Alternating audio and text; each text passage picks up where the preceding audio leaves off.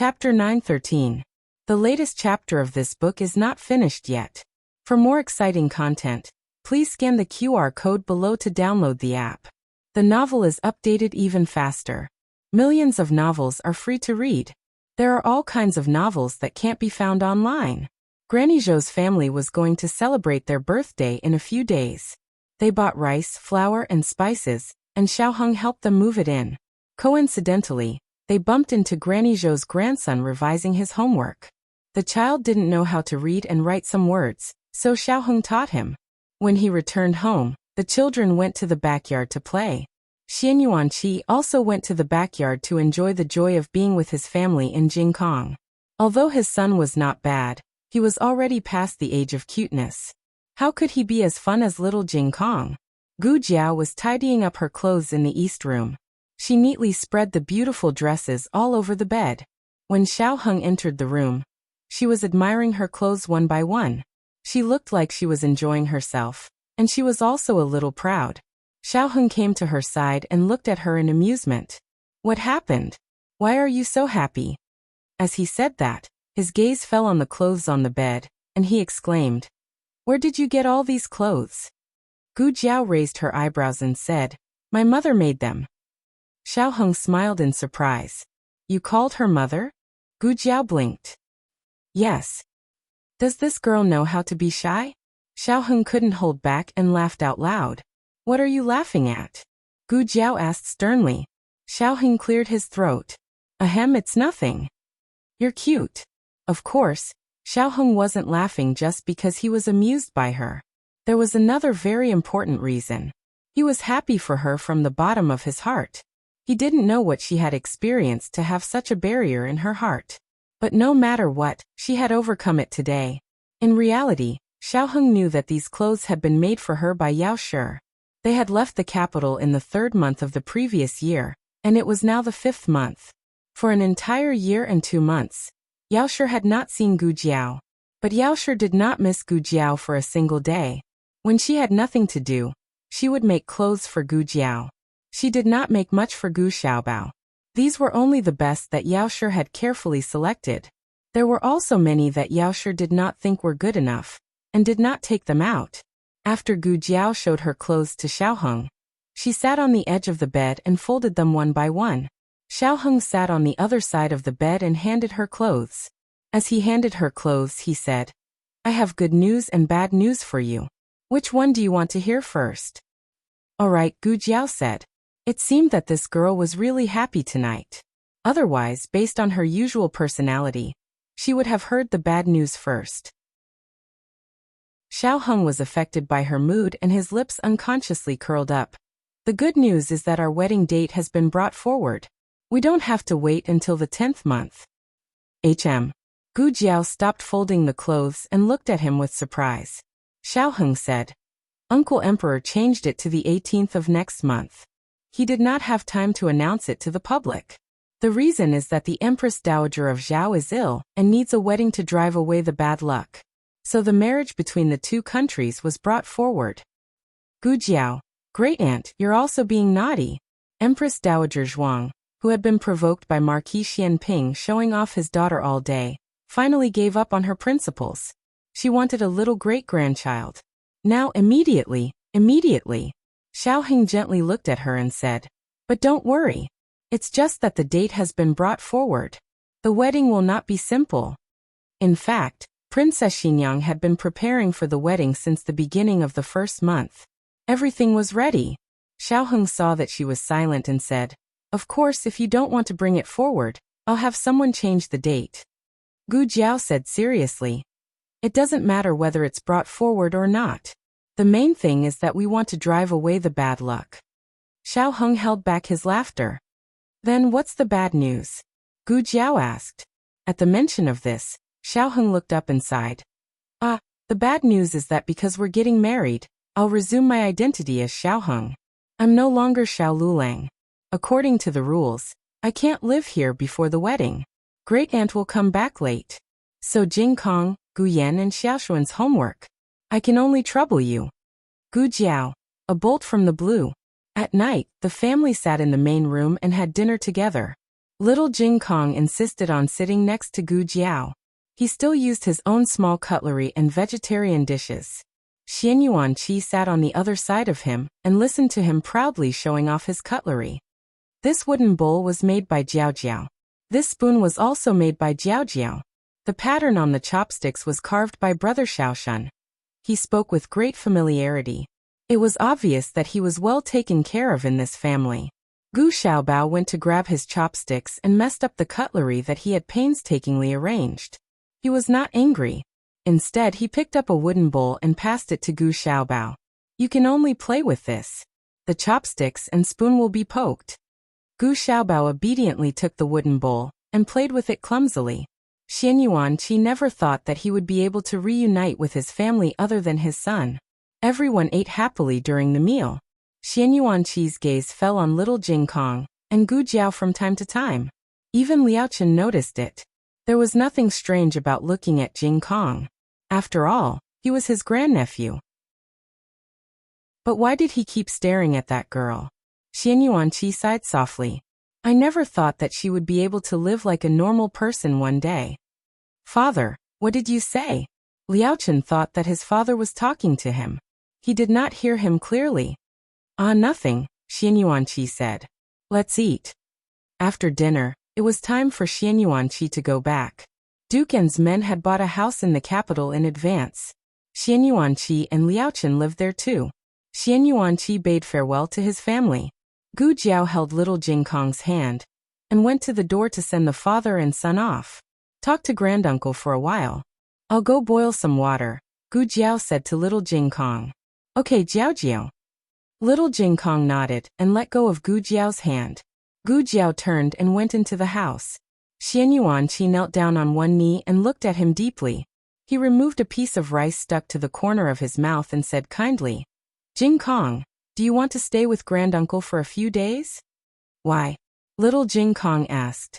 Xian Yuanqi said, because granduncle misses you a lot. He wants to see you more often. Little Jing Kong said, oh, if you miss me, you can come and see me.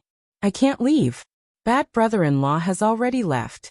I want to stay and accompany Jiao Jiao. I can't let Jiao Jiao be lonely. Xian Yuanqi smiled and patted his little shoulder. Okay, I won't let Jiao Jiao be lonely. Little Jing Kong sent the two of them out of the house. He stood at the doorstep and waved at the two of them. He said goodbye cutely. Goodbye, granduncle. Goodbye, master. The father and son rode their horses and left. Little Jing Kong closed the courtyard door and stood on his tiptoes to lock the door. He stopped acting cute in a second. With a serious expression, he put his hands behind his back and walked out of Master Zhao's house next door. After leaving the alley, Xian Yuanqi said to his son, Jing Kong is doing well. You were right to entrust him to Jiao Jiao. Liao Chen said, I didn't entrust him to do that. The little monk chose him himself. Xian Yuanqi was slightly surprised. Really? Liao Chen said. Yes, the family who wanted to adopt him went back on their words. Coincidentally, that girl came to the temple to buy the mountain, so the little monk went down the mountain with her. Xian Yuanqi thought for a while. That's really fate. Liao Chen looked at him deeply. Father, why do I feel that you treat that girl differently? Xian Yuanqi glanced at his son and said, Don't call her girl. You're so rude. Liao Chen smiled. Father, she's 2 years older than little Shi. She's the adopted daughter of Dukin and my cousin. According to seniority, she should call me uncle. Xian Yuanqi opened his mouth but stopped. Anyway, you're not allowed to call her girl. I know, father. I'll call her by her name, okay? Liao Chen said and glanced at his father. I can't even call her by her name, right? Xian Yuanqi was thinking about how to answer his son. Suddenly, his ears twitched and he turned around.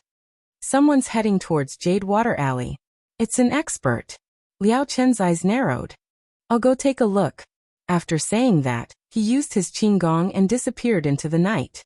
Gu Jiao was washing little Jing Kong's hair in the backyard when she sensed a rapidly approaching aura. It seemed to be heading towards little Jing Kong. Her eyes flashed and she turned to protect little Jing Kong behind her. Then, she pulled out the red tasseled spear beside her. However, before she could do anything, Liao Chen arrived. Liao Chen didn't give the person a chance to enter the yard and sent him flying with a palm strike. Liao Chen chased after him. Gu Jiao called Yuya over and asked her to continue washing little Jing Kong's hair. Then she chased after him. Liao Chen cornered his opponent in the opposite alley, and the two sides began to exchange blows, fighting fiercely. However, the other party's skills were not as good as Liao Chen's. Liao Chen slapped him again and sent him flying into the wall behind him. Liao Chen looked at him coldly. "Who are you? What's your purpose?" The other party clutched his aching chest and didn't answer him. Instead, he gritted his teeth and said angrily, "You're taking advantage of me. If I were at my peak, I wouldn't lose to you." Gu Jiao came to Liao Chen's side and stared at him. She said in surprise, "It's you?" The latest chapter of this book is not finished yet. For more exciting content, please scan the QR code below to download the app. Novels are updated at a faster rate. Millions of novels are free to read. Novels with content that can't be found online are all available here. https://www.zhbqg.com/89642_8964286/10499549. HTML Genius memorized this website's address in 1 second. www.zhbqg.com Bikuj mobile reading website. Chapter 914. The latest chapter of this book is not finished yet. For more exciting content, please scan the QR code below to download the app. Novels are updated faster and more frequently. Millions of novels are free to read. Novels that can't be found online are all available here. You know him. Liao Chen looked at Gu Jiao. Gu Jiao said, "Oh, he's been stalking Jadewater Alley for a long time. He even bought a golden abacus from Jing Kong. He calls himself Young Master Mingyu." Liao Chen looked at him again, his eyes cold. "You're here for Jing Kong? Who are you?" Young Master Mingyu also recognized Gu Jiao. He rubbed his chest, straightened up, and said angrily to Liao Chen, "I'm not here for that little monk. I'm here for you." Liao Chen said, "Me?" Young Master Mingyu said angrily, "I've been looking for your whereabouts for the past few years. It wasn't easy to follow you to your temple, but you rarely showed up, so I could only keep an eye on your disciple. I've been watching from Zhao to Yen, and then from Yen to here." However, Liao Chen's whereabouts were too secretive. Even if he had been watching little Jing Kong, there would be times when he missed him. Liao Chen didn't understand. "Why are you watching me? I don't know you." Young Master Mingyu said coldly, "You don't know me, but you hurt my people and stole my things. Give them back to me. Otherwise, I'll teach you a lesson." "So it's about the two of you." Gu Jiao withdrew her murderous aura and held her red tasseled spear, calmly watching the show. Liao Chen was not someone who could be threatened. He curled his red lips mockingly and said, "Oh, you said I took your things. Do you have any proof?" Young Master Mingyu's face darkened. "That guard is dead. There's no witness, but you know best whether you took it or not." Liao Chen smiled faintly. "What did I take from you?" Young Master Mingyu said angrily, "A sword." "A sword." Liao Chen smiled carelessly. "Indeed, many people have given me swords. I wonder which one was given to me by your guard." Young Master Mingyu said in exasperation, "What gift? You're the one who snatched it." Liao Chen looked at him with a faint smile, not at all angered by his words. Young Master Mingyu also knew that he was the passive party now. His cultivation had been affected, and he was no longer a match for these people. Since they couldn't beat him, they could only try to reason with him. Mingyu Gongzi turned to Gu Jiao and said, "Miss, back then, I spent 500 silver taels to buy an abacus from your younger brother. You snatched the abacus back and didn't give me a single silver tael. At the very least, you did earn some silver taels from me. Shouldn't you at least prove my character to him?" "Oh," Gu Jiao said to Liang Chen, "as you can see, he can still take a beating." Young Master Mingyu. He took a deep breath and said, "Forget it, I won't argue with you about this. That sword is a treasured sword that my father spent a lot of effort to find. My father passed away, and it's the only thing I have left in this world. You can name a price. I'm willing to make a deal with you. Liao Chen's interest was piqued by this man's generosity. What does your sword look like? Young Master Mingyu said. It's a black iron sword. The scabbard and hilt are engraved with sapphire blue peacock feathers. Liao Chen narrowed his eyes and said thoughtfully, now that you mention it, I do think I've seen such a sword before. A trace of eagerness flashed across young Master Mingyu's eyes. As long as you're willing to return it to me, I'll pay you however much you want. Liao Chen spread out his hands. Unfortunately, you're too late. The sword isn't with me. I thought it was too heavy, so I threw it away.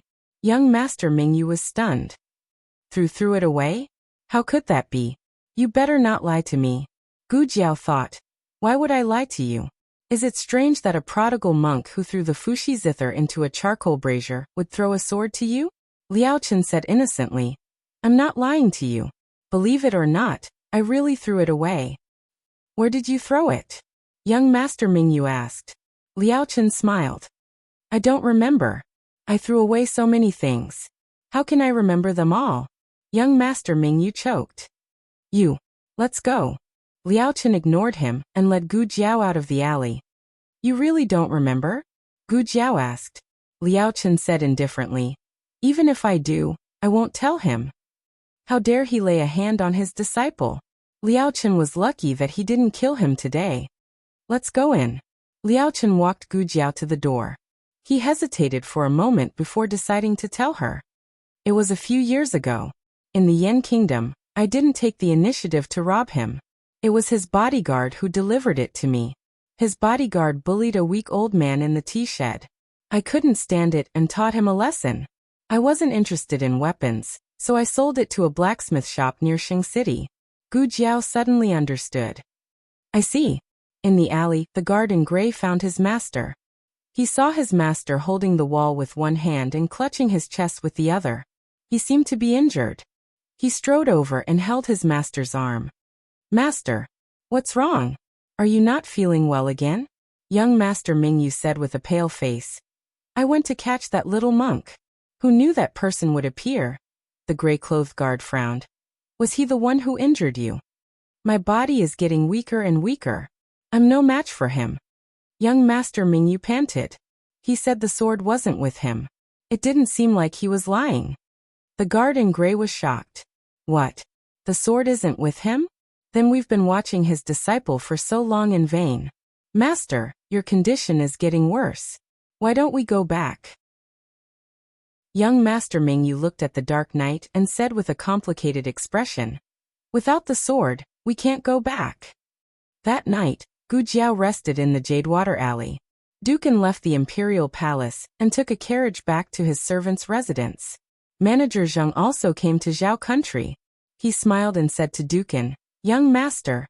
No, you should call her Mississippi. Will you be sad if Miss doesn't come back tonight? Dukan smiled. What's there to be sad about? She's been with me for so long. It's right for her to go back and accompany her mother. I'm more than happy to have another person doting on her. All right. Remember to count the dowry. I feel like it's not enough and want to buy more. The wedding date has been brought forward to next month. We have to hurry. Go tomorrow. Manager Zheng was dumbfounded. Duke, it can't be. This isn't enough? It's already 10 miles of red dowry, okay? Even marrying a princess wouldn't be so extravagant. In the dowry he brought, besides the family business he had earned over the years, there was also the dowry Xianyuan Zi brought to the Duke Manor. When he used up all his family's wealth to collect the corpses of the Xianyuan family's sons, he didn't touch Xianyuan Zi's dowry. Now he brought it all to Gu Jiao. Even so, he still wanted to give her more. The next day, Manager Zheng made a trip to Jadewater Alley. Normally speaking, Dukan should have come to visit Yao Shi, but Yao Shi was a female, so it was somewhat inconvenient. Thus, Dukan only had Manager Zheng deliver some of the specialties of the Yan Kingdom. This could be considered a greeting. Yao Shi warmly said, Duke is considerate. Please thank him for me. Yao Shi had the servants prepare a gift in return. The next time Gu Jiao went to visit Dukan, she would bring it along with her. After Manager Zheng left, Gu Jiao prepared to go out. She had already greeted her husband last night, but she still hadn't seen her grandaunt. She planned to go into the palace in a while. Coincidentally, Yaoshi also wanted to buy Gu Jiao a few sets of beautiful jewelry.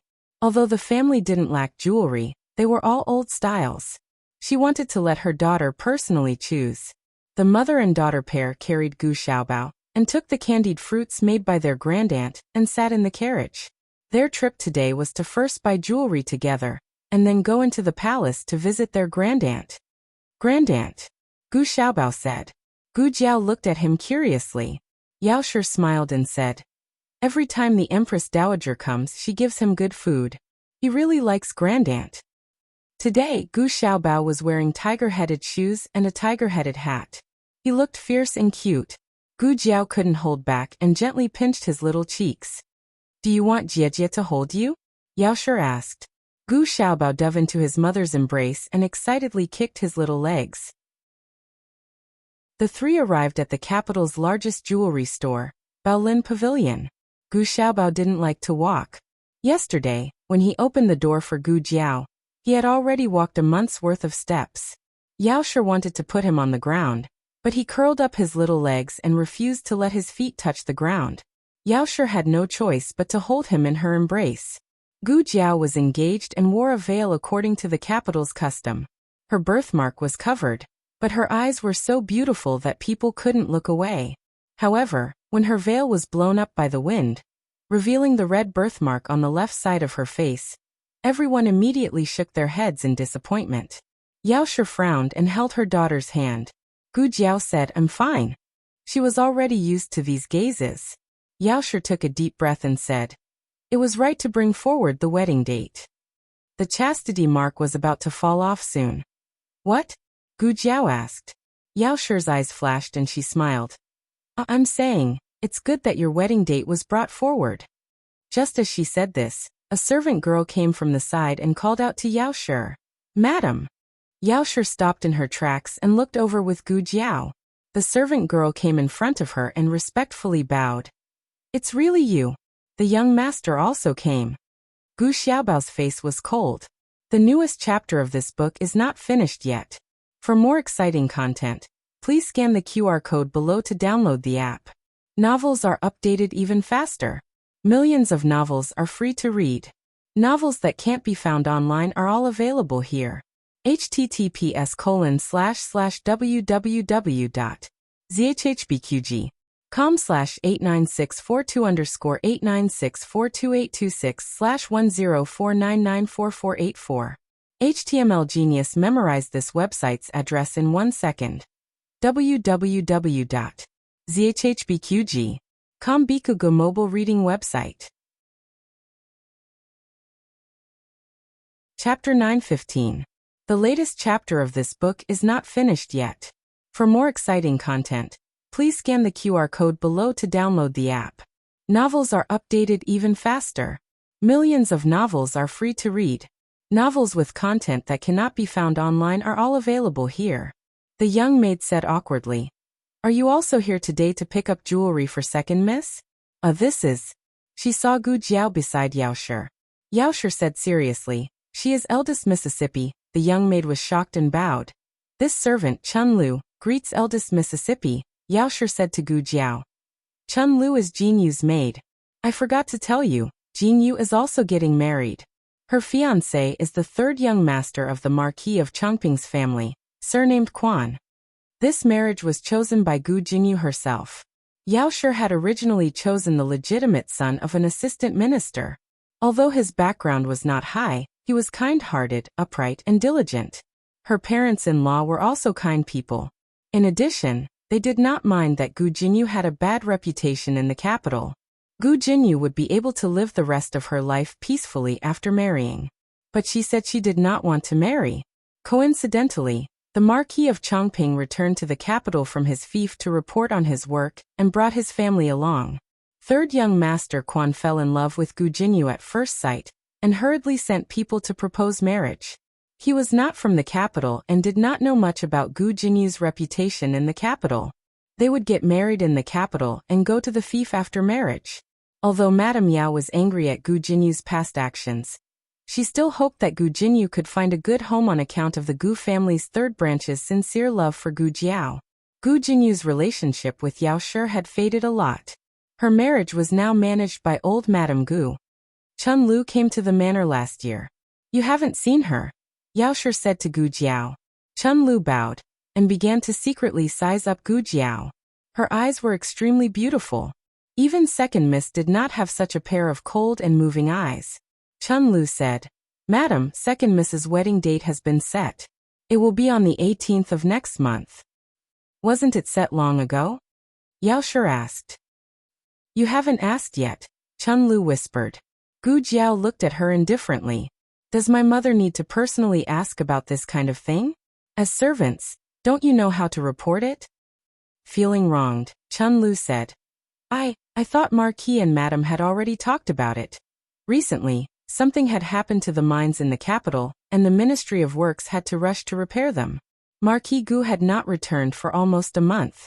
While they were talking, the clip on Gu Jiao's veil came off, and the veil fell down.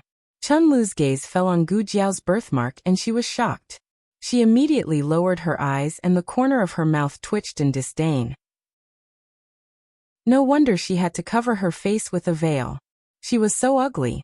He couldn't even compare to a single finger of Second Mississippi. Gu Xiaobao suddenly reached out and grabbed Chun Lu's hair.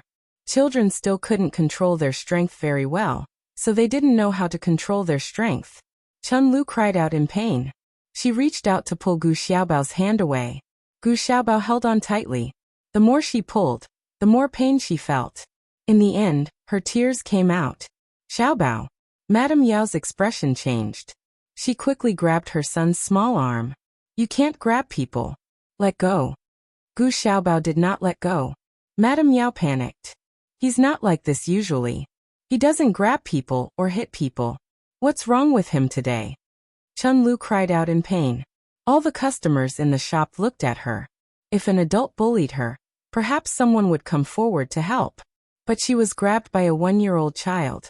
How could they help? Gu Xiaobao was a little fierce today. Gu Jiao looked at her fierce younger brother and said indifferently, let go. Elder sister is fiercer than mother. Gu Xiaobao let go. A large chunk of Chun Lu's hair was pulled out. The top of her head was almost bald. But the one who pulled her hair was the young master. She was angry but did not dare to say anything. In addition, she had lost face in front of so many people. She did not want to stay a moment longer. She even forgot to take Gu Jinyu's jewelry and ran out crying. Madame Yao frowned and looked at her son in her arms. She said sternly, Xiaobao, what's wrong with you today? Why did you grab people? She was really angry. Gu Xiaobao looked at Madame Yao innocently. 3 seconds later, he held Madame Yao's face and said in a childish voice, Mother, Xiaobao loves you. Madame Yao. The people around them were amused by the child. They told Madame Yao not to blame the child. The child was still young and could be taught slowly. Only Madame Yao knew that her son was very obedient at home. He was very sensible. It was just that he was a little strange today. Gu Jiao glanced at the little fellow, raised her knuckles, and knocked on his head. They were siblings after all. They got familiar with each other very quickly. When they were sitting in the side room looking for jewelry, he was already willing to play with Gu Jiao. Gu Jiao carried him onto her lap. He struggled a few times without much effort, then lay flat and let her do whatever she wanted. However, he still did not call her elder sister. Plans could not keep up with changes. They spent a long time looking for jewelry. When they came out, it was already afternoon. Gu Xiaobao was drooling in Gu Jiao's arms. At this time, her grandaunt was also taking an afternoon nap. Gu Jiao did not want to disturb her.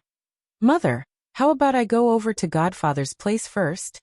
Madame Yao thought for a bit then warmly said, That's fine. Dukin has just arrived. You should take good care of him. Gu Jiao made a sound of acknowledgement. I will. The carriage first sent Madame Yao and her son back to Baishui Alley. Then it sent Gu Jiao to the street she had mentioned. The carriage driver looked at the long line of people moving boxes and felt his scalp go numb. He said, Miss, there are people in front. Our carriage can't pass through. Just stop here. Gu Jiao said. You go back first. I will send a carriage back in a bit. Yes, Mississippi. The carriage driver turned the carriage around. Gu Jiao walked towards the mansion that Dukan had set up. She had only taken a few steps when someone suddenly called out to her. "Elder sister?" Gu Jiao turned her head and saw a graceful figure walk out of her residence diagonally across the street. She wore a light purple translucent veil. Her exquisite features were faintly discernible. She was indescribably beautiful. It was Gu Jinyu, whom she had not seen in a long time. Gu Jinyu had just walked down the steps when a carriage stopped at the door. The carriage driver saw her come out and quickly reached out to open the curtain. She gestured at the carriage driver, and the carriage driver lowered the curtain. She came in front of Gu Jiao and said with a face full of surprise, "Elder sister, why have you come? I heard that you accompanied Yen to Yuzhou to find a divine doctor to treat his heart disease, and then returned to the countryside to visit family. Have you been well?" Going to Yuzhou was a story that Madame Yao and her husband had made up. They had even said the same thing to Marquis Gu. "Very well," Gu Jiao said. She did not ask if Gu Jinyu was well. They were not close. Small talk was a waste of energy. Gu Jiao was about to leave. Gu Jinyu said again, "Elder sister. You, don't be too sad." Gu Jiao looked at her strangely. Gu Jinyu sighed faintly. "I don't know if mother and younger brother have told you. So brother-in-law is the young Marquis of Zhaodu who died in the fire 6 years ago. He did not die. When you went to Yuzhou, he reunited with his family. Now he is no longer Xiao Lulang. He has regained his identity as the young Marquis. It was His Majesty who decreed that he had regained his identity. If elder sister does not believe me, you can go to the palace and ask His Majesty and the Empress Dowager for confirmation." She had a sad expression. "When I first heard this news, I was very happy for elder sister. The husband that elder sister had picked up in the countryside was actually the young Marquis, who had fallen on hard times. What kind of good fortune is this? In the future, elder sister will be the young Marquis wife and the future mistress of Marquis Shuamping's residence.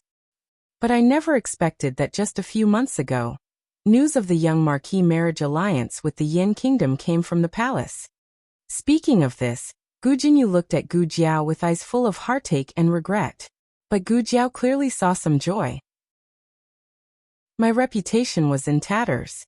I thought that I would never be able to get married in this lifetime. Who knew that I would be chosen by the legitimate son of Marquis Changping? And you, elder sister, who had always been above me, have become the young Marquis wife." After not seeing her for a year, Gu Jinyu had changed a lot. It seemed that she had been pleasing old Madame Gu recently. Marquis Changping was a marquis with real power. He guarded the eastern border of Zhao country together with Marquis Shuamping's younger brother, General Wei Yuan. He doted on his youngest son the most. No wonder old Madame Gu changed her usual behavior and doted on Gu Jinyu. Tears welled up in Gu Jinyu's eyes. "I heard that back in the countryside, elder sister had to scrimp and live frugally in order to support the young Marquis's education. You suffered a lot. Originally, I thought that after suffering was over, the good would come. Who knew that you would be demoted?" Gu Jiao said. "You seem to really care about me." "Of course I care about elder sister." Gu Jinyu's voice was choked with emotion. "Elder sister, you don't know. The young Marquis's fiancée is the daughter of the Duke of Yen. Behind her is the Empress of Yen and the entire Xianyuan family. With this kind of background, not only can our Ding and Marquis Fu not afford to offend her, I'm afraid that even His Majesty and the Empress Dowager would not dare to easily stand up for elder sister." She raised her hand and pointed at the dozens of guards carrying the boxes. "Elder sister, do you see that? That manor is the one the Duke of An bought for his daughter's marriage. It's even bigger than Ding and Marquis Fu. Last night, I saw them bring hundreds of dowry. Today they actually bought so much from outside." As she spoke, she moved closer to Gu Jiao and whispered in Gu Jiao's ear, "Elder sister, are you jealous?" Digression. The third watch is here. Love Mud. The newest chapter of this book is not finished yet. For more exciting content, please scan the QR code below to download the app. Novels are updated even faster. Millions of novels are free to read. Novels with content that can't be found online are all available here. https://www.zhhbqg com/89642_896422826/1049944412. HTML Genius remembers this website's address in 1 second. www.zhhbqg.com Bikuga mobile reading website. Chapter 916. The latest chapter of this book is not finished yet. For more exciting content, please scan the QR code below to download the app. Novels are updated even faster. Millions of novels are free to read. Novels with substance that cannot be found online are all available here. Gu Jiao did not answer Gu Jinyu's words. Instead, she looked at the long line of people moving boxes outside the residence. She made a sound and said, "Right? You also think that it's too extravagant." Gu Jinyu smiled and glanced at Gu Jiao. Of course it's extravagant for the daughter of an aristocratic family to marry. When elder sister got married in the countryside, she probably did not even have a dowry, right? No wonder elder sister feels uncomfortable. If it were me, I would also find it hard to accept. The husband that she gave up became someone else's in the end. It's a pity for elder sister's efforts all these years. If elder sister had known, she would have listened to father and severed ties with Xiao Heng. After all, it was elder sister who did not want him. Before the news spread to the capital, father might have been able to find a good marriage for elder sister. Now that the entire capital knows that elder sister is the wife who was cast off by the young duke, who would dare to marry elder sister? On the other side, a box was stuck in the carriage. They could not push it or pull it out. Gu Jiao went over to help. Gu Jinyu sighed at her. This time she did not manage to stop Gu Jiao. She thought for a moment and chased after Gu Jiao. "Second miss." A servant girl chased after her. "Where are you going? Didn't you say that you were going to the shop to get the jewelry? You can also go to the embroidery shop to change the size of the wedding dress." Gu Jinyu looked at Gu Jiao's back and said, "It's the same if I go later. My silly elder sister is going to embarrass herself. I should stop her. Elder sister, don't be rash." She chased after Gu Jiao to the carriage. A coachman was standing in the carriage, unloading the goods. He tried to push the box out, but it was stuck. Not only that, his fingers were also stuck. Gu Jiao looked and drew a dagger from her waist. She was about to pry open the box when Gu Jinyu grabbed her wrist. "Elder sister, what are you trying to do? No matter how unhappy you are, you can't do something like destroying someone else's dowry." Everyone turned to look at the two of them. The people who came to deliver the goods were local shop assistants from the capital. They didn't know Gu Jiao and naturally didn't know that she was the young mistress of this mansion. Gu Jinyu quickly said to everyone, "Apologies, I am the second young miss of Marquis Ding and Manor. She is my older sister. She just took things too hard for a moment, but I think she did not do it on purpose. Please do not blame her." The crowd listened for a long time, but did not understand what she meant. But when they saw the dagger in Gu Jiao's hand, combined with Gu Jiao's words, they naturally thought that Gu Jiao was here to find trouble. Strange, this family had just moved in, and they already had a feud with someone? Gu Jinyu earnestly admonished her. "Elder sister, don't do anything foolish. I know you're jealous of the Yin Kingdom's daughter for stealing your husband. But no matter what, you can't do such a thing in front of so many people. If you do this, what will happen to your grandfather's face? What will happen to your father's face? What will happen to your brothers and the entire Marquis Ding and Manor's face?" This time, everyone understood. So this newly arrived large family was the Duke of An and his daughter from the Yin Kingdom. Wasn't the Duke of An's daughter engaged to the young Marquis of Zhaodu? Could it be that the young Marquis already had a first wife? Gu Jinyu choked out. "When the young Marquis was in trouble in the countryside, you saved the young Marquis and made him your husband. Now that he has recovered his identity, even though my heart aches that elder sister only found out the truth today. So this girl had once saved the young Marquis and forced the young Marquis to marry her? And she never knew about the young Marquis's past? The young Marquis was not even willing to tell her his past.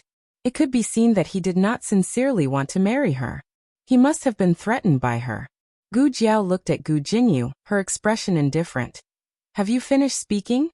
Gu Jinyu shook her head pleadingly. "Elder sister, I'm begging you. Don't do anything foolish. If you go to the manor now and admit your wrongs, grandfather and brothers will definitely be willing to acknowledge you. Everyone was even more shocked. So this eldest young miss had never been acknowledged by the manor? A shop assistant muttered softly.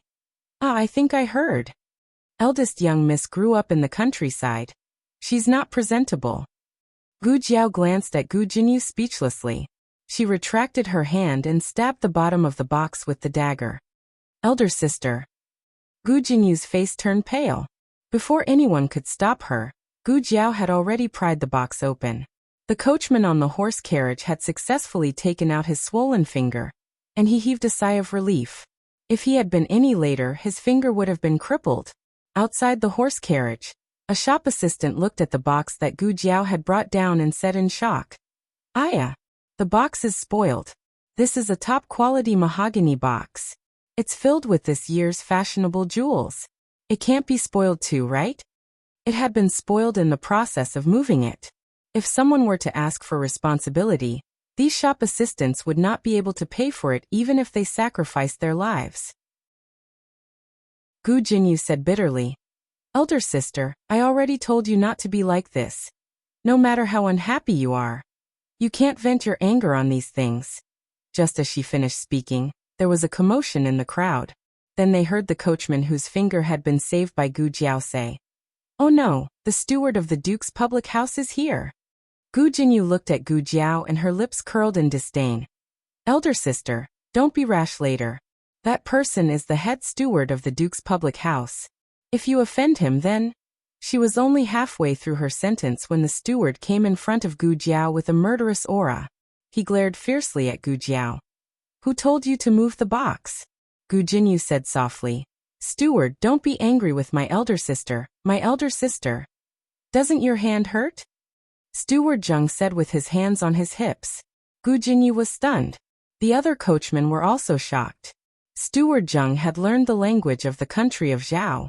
He was speaking the language of the country of Zhao, so everyone present could hear him clearly. He had just been asking, "Does your hand not hurt?"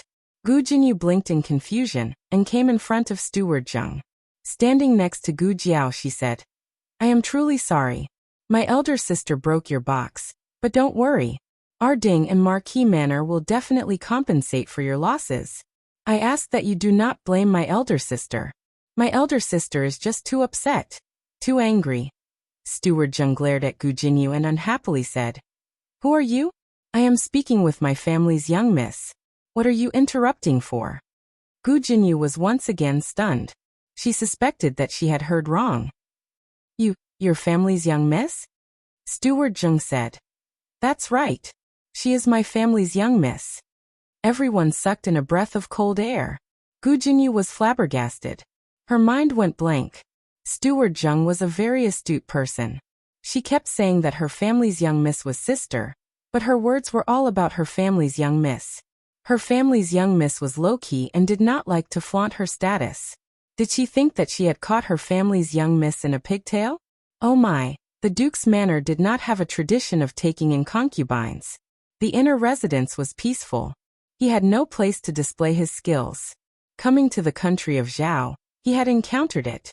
Steward Zheng rolled up his sleeves and took 2 steps towards Gu Jinyu. He arrogantly said, "My family's young miss is the Duke's beloved daughter. These things all belong to my family's young miss. My family's young miss can break them however she wants. Even if she takes them all and burns them for fun, she will be happy to do so. What does it have to do with you?" Gu Jinyu was rendered speechless by the rebuke. Steward Zheng advanced step by step, forcing Gu Jinyu to retreat step by step. Steward Zheng chuckled. "Don't keep calling her elder sister.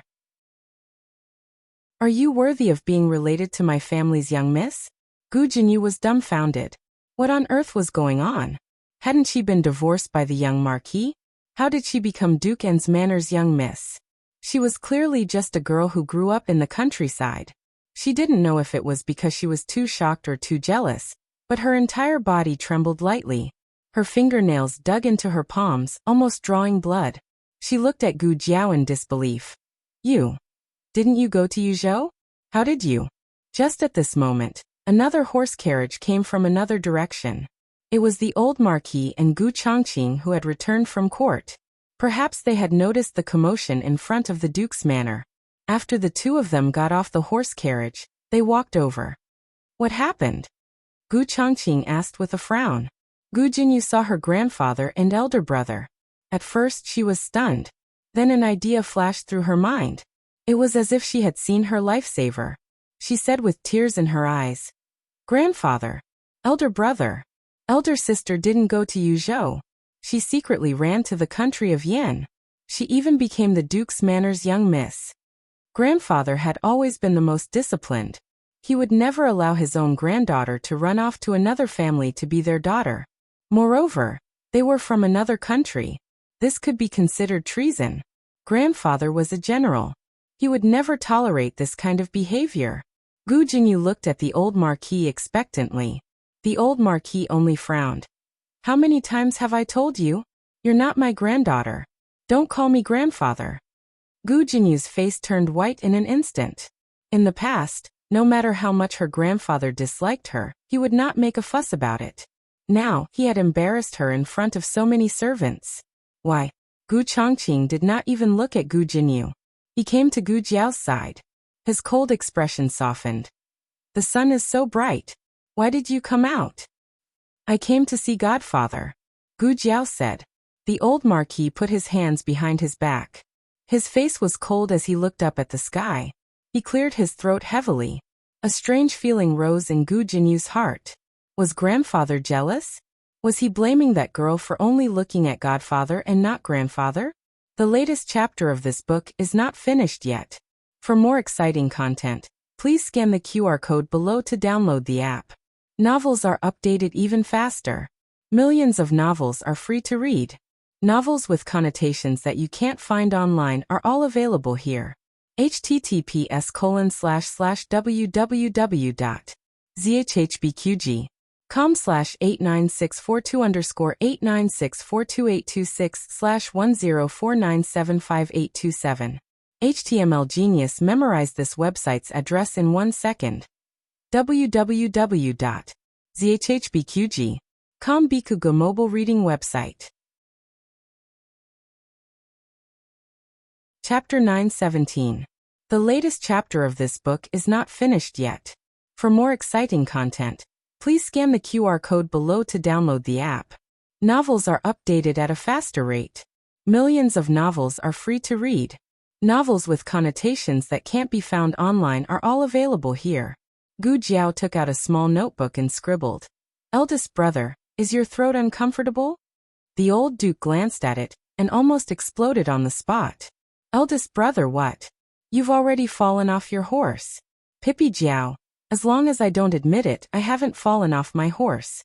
Gu Chongqing rarely saw his grandfather suffer a setback. He couldn't help but smile and said to Gu Jiao, "Are you only here to see your godfather?" Gu Jiao thought for a moment. "General Xianyuan already had dinner with us last night. All right, there's no harm in seeing him again." Gu Chongqing glanced at his livid grandfather and asked his sister, "What else?" Gu Jiao's eyes darted around. Liaochen? Umph. The old Marquis snorted angrily and left without looking back. Gu Chongqing looked at his grandfather's back view and sighed. "Grandfather, since you're already here, why don't you pay a visit to Duke Ongwa? Didn't you promise His Majesty to treat Duke Ongwa well in the palace just now?" The old Duke didn't stop at all. He made a sharp turn and strode into Duke Ongwa's residence. Gu Chongqing's mouth twitched. "Your reaction is too fast. Were you waiting for me to say that?" When he brushed past Gu Jiao, the old Duke glanced at Gu Jiao from the corner of his eyes. It was as if he was saying, "If you want a makeover, make it a complete makeover. You don't even have a mask." Bad review.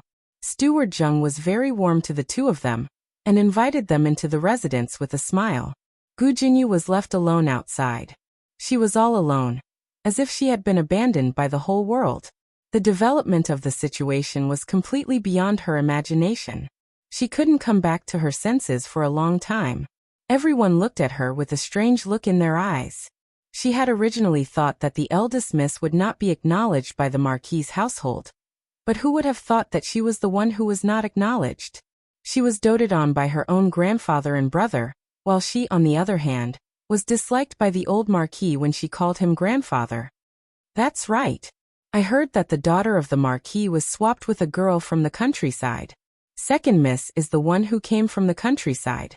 A pheasant is a pheasant. It can't become a phoenix even if it flies to a branch. Isn't it? If she really treated her as a sister, why didn't she tell her that she was the adopted daughter of the House of Duke? She dares to say anything. She just came to complain, right? It wasn't that men couldn't tell, but some men just happened to fall for it. Steward Zheng turned back and glared coldly at Gu Jinyu. Ha, you're asking for humiliation. Miss, let's go. The maid who had rushed over carefully tugged at Gu Jinyu's sleeve. Gu Jinyu's face was burning. She was more embarrassed than ever. Just because she had embarrassed Gu Jiao in front of everyone. Her grandfather and eldest brother would not give her a way out? But didn't Gu Jiao not embarrass her?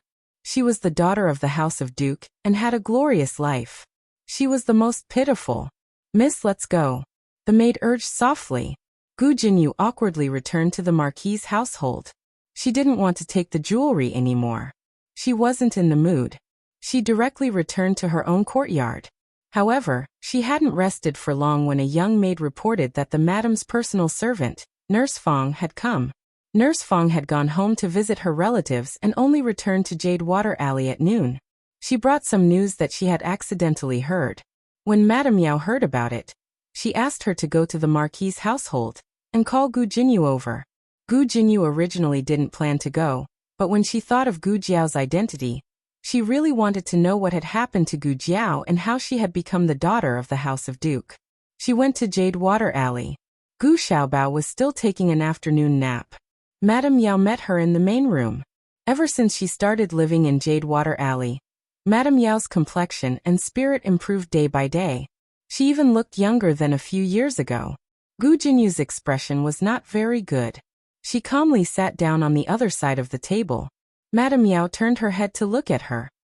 Jinyu, I called you over today because I have something to tell you. Gu Jinyu calmly said. What a coincidence. I also have something to tell Mother. She used to call her mother. Nurse Fong did not like her attitude. No matter how cold-hearted the eldest miss was, she had never been stern in front of the madam. Madame Yao did not care about her attitude. Since she no longer had any expectations, she naturally would not be disappointed. Madame Yao said, All right, you go first. Gu Jinyu coldly said, I heard that elder sister has become the daughter of the House of Dukin. Why did Mother hide such an important matter from me? Madame Yao did not ask how she knew. She only looked at her and said, You don't care about Jiao Jiao. I don't think there's a need to tell you about these things. Madame Yao's unyielding attitude shocked Gu Jinyu. Then, she felt wronged and angry. When a person's good behavior became a habit, then her occasional bad behavior would become a sin. Ah, Gu Jinyu sneered. That's right. I don't care about her. I'm cruel and unscrupulous. When has she ever cared about me? Does Mother only ask of me? Madame Yao said, I don't ask of any of you.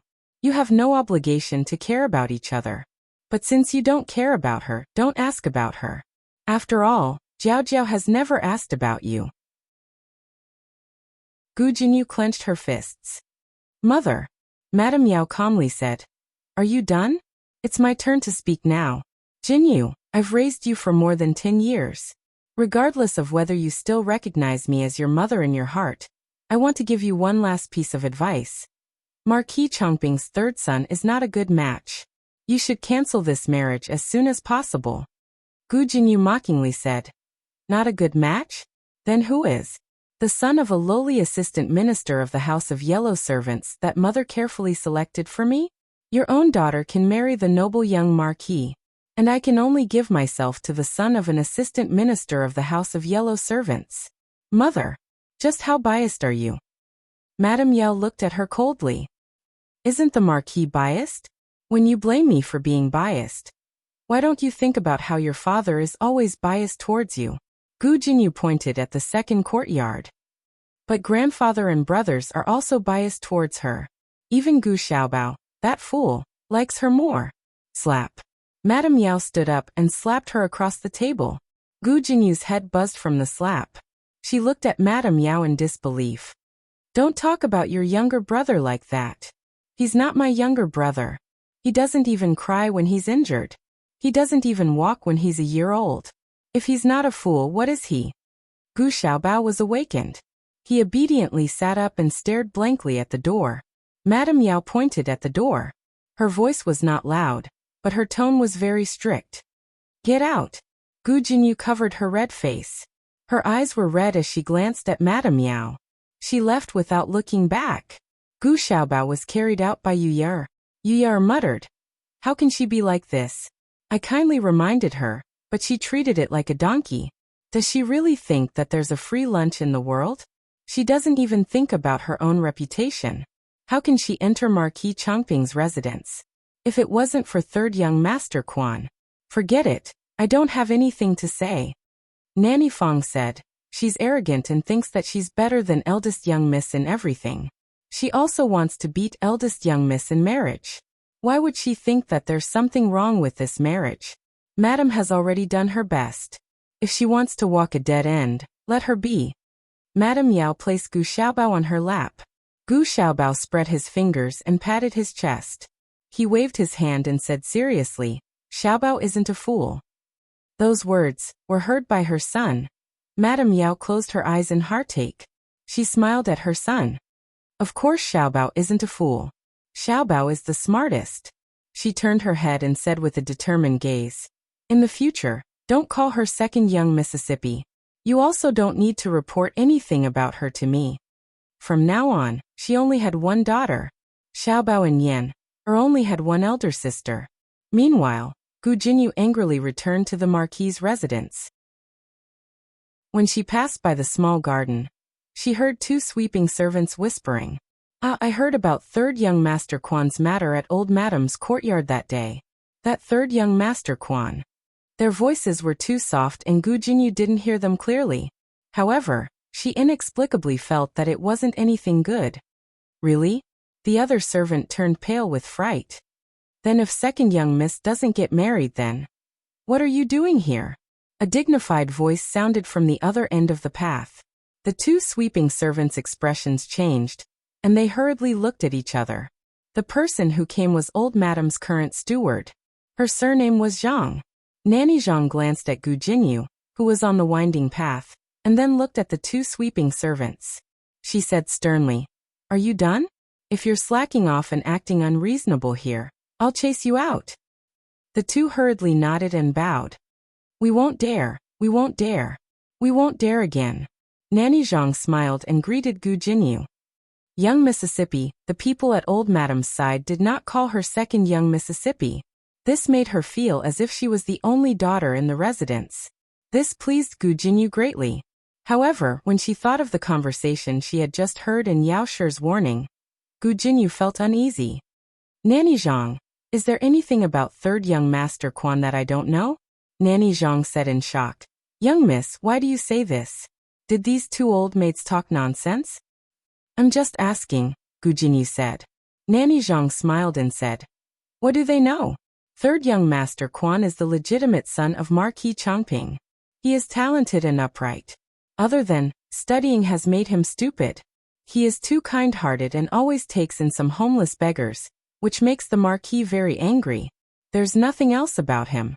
You're a bit soft-hearted. But being soft-hearted has its benefits. In the future, I'll listen to you. Won't your days in the Marquis's residence be easier? Gu Jinyu asked. Why didn't you tell me before? Nanny Zhang waved her hand and said with a smile. It's not a big matter. Also, I was worried that you would dislike him for being a bookworm. Old Madam watched you grow up. How could old Madam harm you? Gu Jinyu said apologetically. How could I? Third young master is diligent. This is my good fortune. I'm sorry, Nanny Zhang. I shouldn't have doubted grandmother's good intentions. Nanny Zhang held her hand and said with a benevolent smile. It's good that you understand. Gu Jinyu smiled slightly. Then, I'll return to my courtyard first. Go. Nanny Zhang released her hand and smiled as she watched her leave. Nanny Zhang's smile only froze when she disappeared at the end of the path. Old Madam once doted on you. But old Madam doted on her 3 grandsons the most. As long as she could pave the way for her grandsons, why would old Madam care about the life and death of a granddaughter? Digression. As for Gu Jinyu, I want to say that I'm not developing a new plot with her. I've been chasing after her for so long, and I have to give you a complete explanation.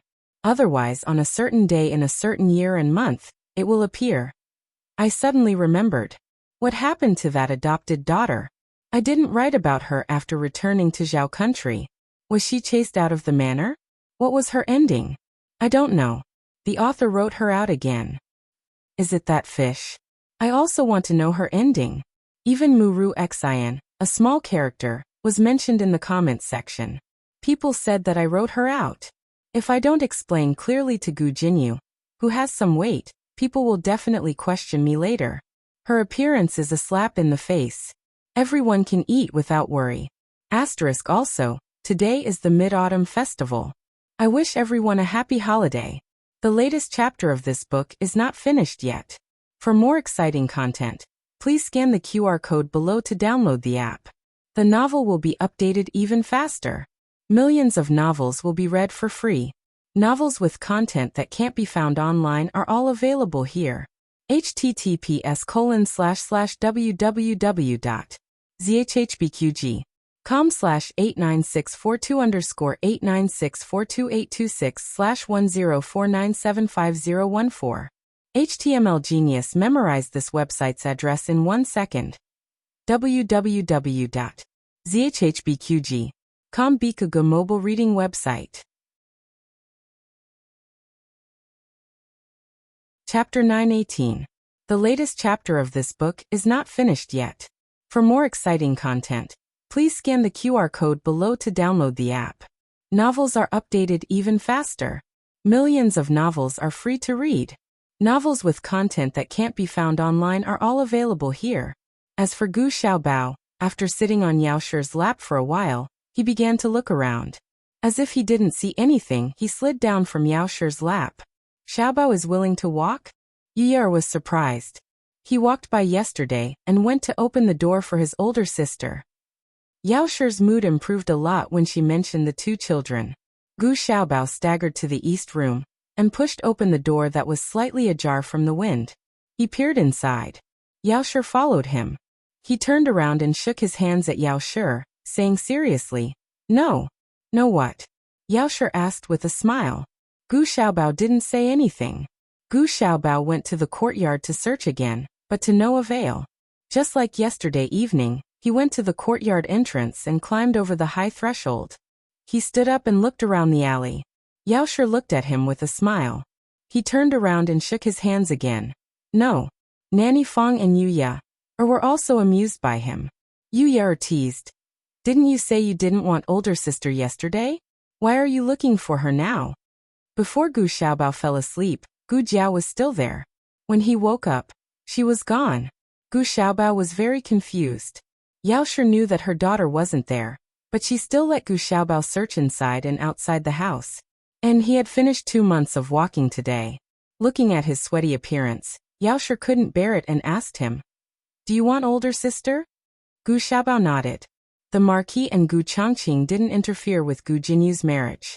Gu Changqing left the capital 3 days earlier than Gu Jiao. At that time, Marquis Gu had just annulled the marriage between Gu Jinyu and Royal Princeton. The Marquis had gone to Chishui Pass in the 8th month of last year. At that time, Marquis Chongping had not returned to the capital to report on his work. When he returned from Yen this month, old Madame Gu was already arranging Gu Jinyu's marriage. Neither grandfather nor grandson said anything. Steward Zheng brought Gu Jiao and the grandfather and grandson pair to the reception pavilion, and had someone invite Duke Ongwa over. He had been tired from the journey, and Ongwa Duke was not a general. It was hard to hide the tiredness between his brows. However, when he saw Gu Jiao, he immediately became alert. "Godfather." Gu Jiao stepped forward and greeted him. "How are you feeling? Are you used to living here?" "I'm used to it," Dukan said with a smile. Dukan the old Marquis and Gu Changqing also cupped their hands and greeted him. Dukan was in a wheelchair, so he couldn't get up to greet them. He could only cup his hands in greeting. When they were in the Yin Kingdom, they lived in Duke N's mansion. Today, even if the emperor did not ask, they would take the initiative to visit. I'm not meeting Great General Xianyuan, Gu Chongqing said. Duke N smiled. He's in good spirits. Liaochen took him around Jingkong. He said he wanted to see the place where you and Jingkong lived. Gu Jiao nodded. Duke N gestured for the three to sit down. Gu Jiao sat next to him. He looked at the old marquis and Gu Chongqing and asked, "All right, the emperor of the Zhao kingdom is not angry, right?" The fact that Gu Jiao and Xiao Heng went to the Yin kingdom could be hidden from the world, but not from the emperor. After all, the emperor was Xiao Heng's uncle. After the wedding, Xiao Heng had to bring his wife to the palace to greet him. Gu Jiao couldn't always wear a mask. The emperor called the grandfather and grandson pair into the palace today to find out the ins and outs of the matter. The two of them told the truth about Gu Jiao performing the operation on Gu Yan, becoming the commander of the Black Wind Cavalry, treating Duke N and being adopted as his goddaughter, the battle at the border, and so on. The whereabouts of Empress Dowager Zhuang and the old chancellor were not mentioned. The emperor only knew that one of them resigned, and the other went to the temporary imperial residence to recuperate. The whereabouts of Marquis Xianping, Tang Yueshan, the old marquis, and Gu Chongqing were also mostly concealed. The old marquis said, "His Majesty is not angry." He was just very shocked. Even after they left, he was still dumbfounded. Duke N was also very surprised.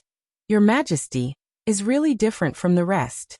If it was the retired emperor of the Yin Kingdom, he probably wouldn't be so magnanimous as to tolerate a daughter of a general going to another country to command the cavalry. Gu Chongqing said sincerely, "His Majesty is a benevolent ruler." He wasn't suspicious. This was a double-edged sword. He could tolerate people he trusted unconditionally, like the old imperial concubine Jing in the past, and like his grandaunt in Gu Jiao now.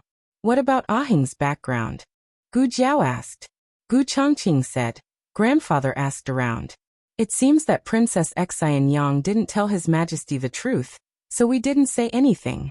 We just said that he accompanied you to the Yin Kingdom. After all, this was an internal matter of the imperial family. As officials, it was inconvenient for them to get involved. The group chatted for a while in the parlor. The grandfather and grandson saw that Duke N hadn't rested well, and said their goodbyes. Gu Jiao had originally planned to take Duke N out for a walk, but now she gave up on this idea. She squatted down next to the wheelchair and looked up at Duke N's handsome face, saying, "Adoptive father, rest well. I will come see you tomorrow. When you are feeling better, we will go to the capital for a walk." Duke N smiled dotingly. All right. The three left. Duke N called for a servant to bring over a walking stick. Let's go to the garden. Manager Zhen quickly stopped him. "Oh my lord, my ancestor. You can't be so tired." They all thought that the Duke was so tired because of the long journey.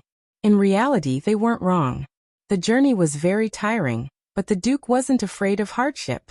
He got up before dawn and practiced walking in the garden.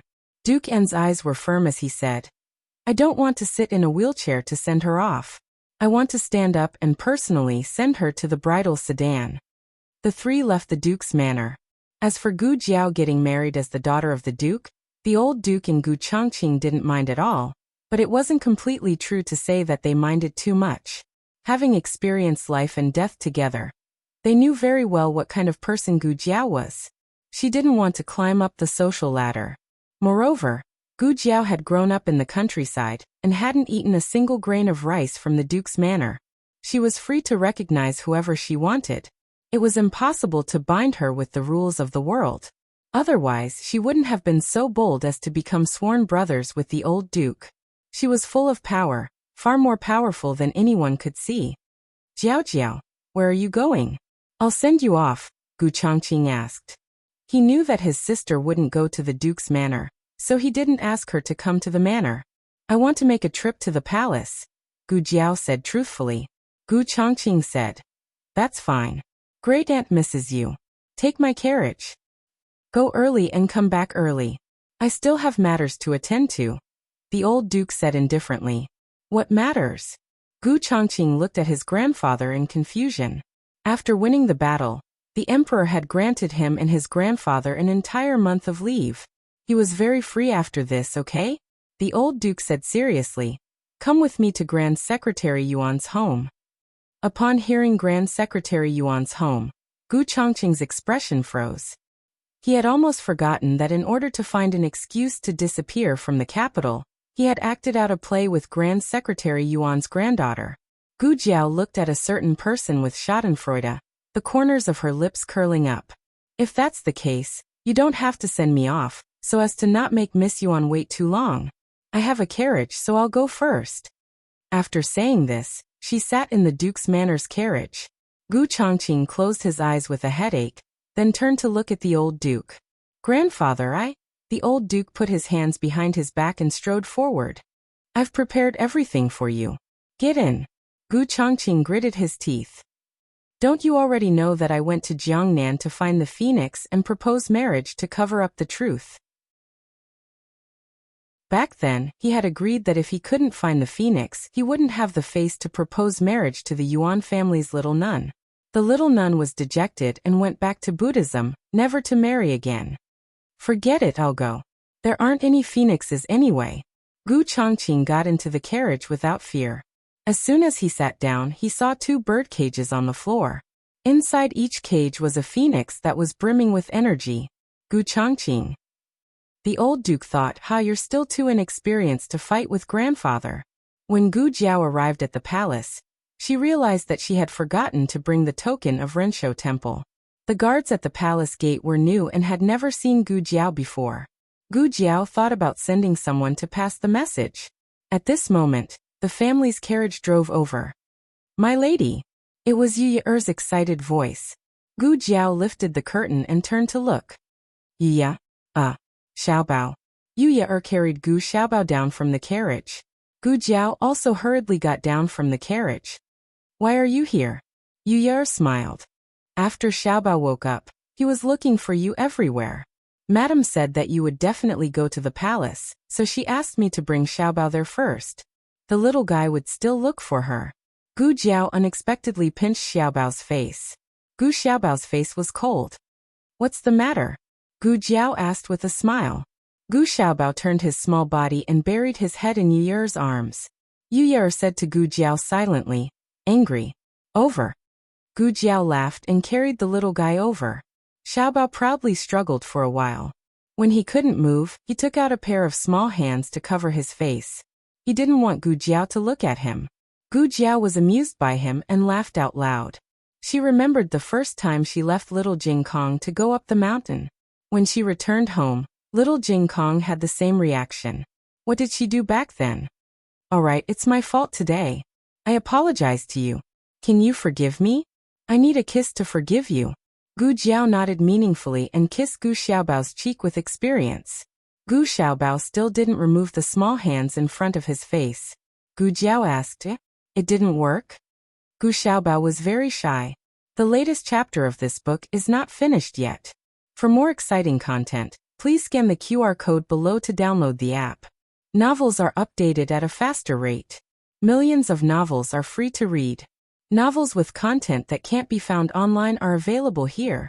https://www.zhhbqg.com/89642_8964226/1049561002. HTML Genius memorized the website's address in 1 second. www.zhhbqg.com Bikuga mobile reading website. Chapter 919. The latest chapter of this book is not finished yet. For more exciting content, please scan the QR code below to download the app. Novels are updated faster. Millions of novels are free to read. Novels with content that can't be found online are all available here. Gu Xiaobao was a frequent visitor to Renshou Palace. Gu Jiao hugged him and enjoyed the privilege of entering the palace with her face. Gu Xiaobao had used up all his power when he was looking for his sister in Baishui Alley, so he couldn't walk anymore. Gu Jiao was strong and was happy to carry him. Yu Ye helped Gu Jiao carry her things and happily entered the palace. Empress Dowager Zhuang didn't care about court affairs. and went to Bai Shui Alley to play cards when she had nothing to do. Her days were leisurely, but she was too worried about Gu Jiao and fell ill several times. It wasn't until the news of the victory at the border that she gradually recovered. Great-aunt. Gu Xiaobao was very close to his great-aunt and reached out to her when he entered the bedroom. Great-aunt disliked children for being noisy, but Gu Xiaobao wasn't. He was a rare quiet child. Great-aunt allowed Eunuch Qin to carry him over. Eunuch Qin smiled and walked forward. Miss Gu, you're finally back. The Empress Dowager missed you every day and didn't eat or drink. If you didn't come back, the Empress Dowager would go to Yin Kingdom to find you. Eunuch Qin tactfully swallowed his words. Give him to me. Eunuch Qin reached out to carry Gu Xiaobao. Gu Xiaobao turned away. He didn't let him carry him. Eunuch Qin sighed. Let me do it. Gu Jiao said. Then I'll go make tea. Eunuch Qin smiled and left, taking the palace maids with him. Empress Dowager Zhuang was sitting by the window drinking tea. Gu Jiao walked over and sat beside her. She softly greeted, Great-aunt. Empress Dowager Zhuang snorted. Yuya curtsied. Empress Dowager. Empress Dowager Zhuang. Yes. Gu Jiao.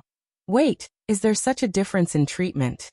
Gu Xiaobao climbed behind Empress Dowager Zhuang and sat for a while. He found it quite boring and climbed down. Yuya placed the food box on the table and carried him out to play. Gu Jiao opened the food box and took out the things inside one by one. Candied plums, made by granduncle. Rose cakes made by my mother. Empress Dowager Zhuang's face was sour, and she was unmoved. Gu Jiao took out a small box from the bottom. Peach cake. I made it. Empress Dowager Zhuang's expression eased a little. But in the next second, her brows furrowed again. Who allowed you to enter the kitchen? Does Ijiao lack a peach pastry or something? Do you think the food you cook is delicious? Gu Jiao suppressed the smile on her face and mischievously reached out to grab the box. Oh, then I'll take it back. Empress Dowager Zhuang hugged the peach cake and glared at her with hidden bitterness. Gu Jiao laughed so hard that she fell back into her chair. The sun was shining brightly, and the girl's smile was beautiful. Empress Dowager Zhuang snorted, but the corners of her lips unconsciously curled up, and tears flashed in her eyes. Her Jiao was back. She was back with her tail intact. A lot of things had happened in the year that Gu Jiao was not in the capital. First, Crown Princess Wen Linlang died of illness. Then, Empress Xiao selected 2 concubines for the crown prince. To Gu Jiao's surprise, one of the concubines was actually concubine Rui Wang's younger sister. Her name was Du Xiaoran. Gu Jiao had a little impression of her because when she first came to the capital, she met Du Xiaoran several times. Du Xiaoyan was Wen Linlang's loyal supporter, and regarded Wen Linlang as the perfect goddess in her mind. She wondered how she felt when she was selected to be a concubine in the East Palace. Du Xiaoyan's belly was very strong. She was pregnant 3 months after entering the palace. Now she was 5 months pregnant. Empress Xiao once told Empress Dowager Zhuang that if Du Xiaoyan could give birth to a son for the crown prince, she would ask the Empress Dowager to make her the crown princess.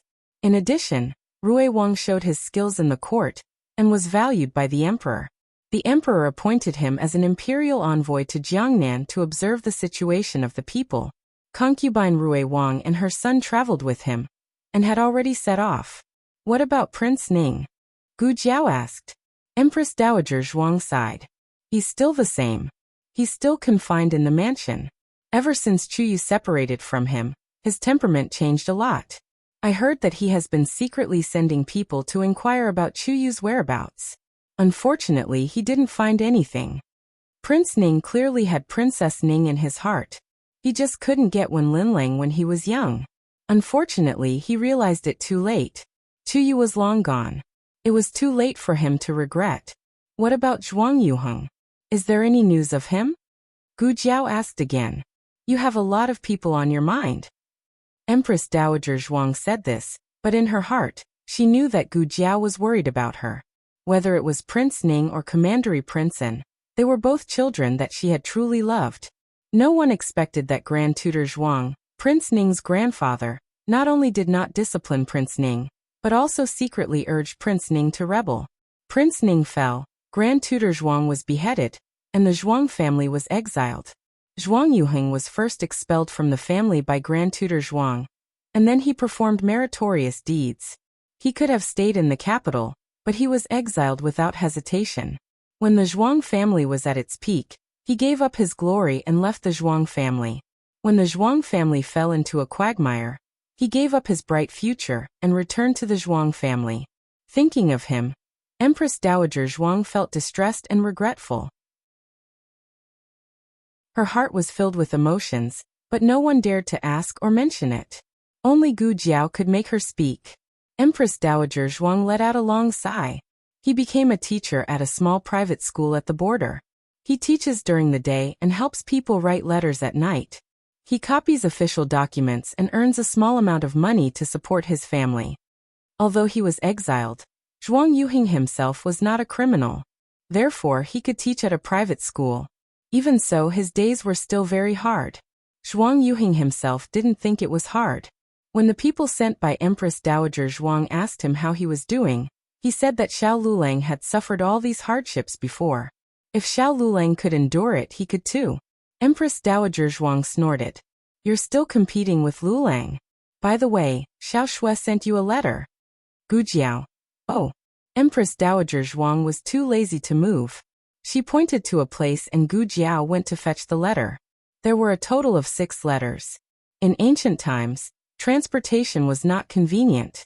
A letter might take 2 to 3 months on the road. Gu Jiao received 6 letters in the 1.5 years she was gone. It could be seen that the frequency of Xue Ningxiang writing letters was not low. Xue Ningxiang mainly talked about the back of the mountain and her daily life in the countryside. Her handwriting is better than mine, Gu Jiao muttered. The back of the mountain had been reclaimed.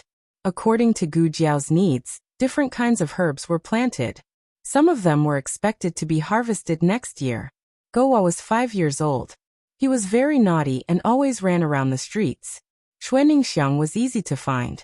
Gowa got along well with Headmaster Li. He really thought that he was Headmaster Li's biological son. Headmaster Li taught him how to write. Guess what? He actually learned very well. The second to last letter said that her great-aunt sent a letter to Xue Ningxiang, asking her to bring her husband and Gowa to the capital. She said that she would come immediately. The last letter followed closely. Xue Ningxiang was pregnant and couldn't come to the capital for the time being.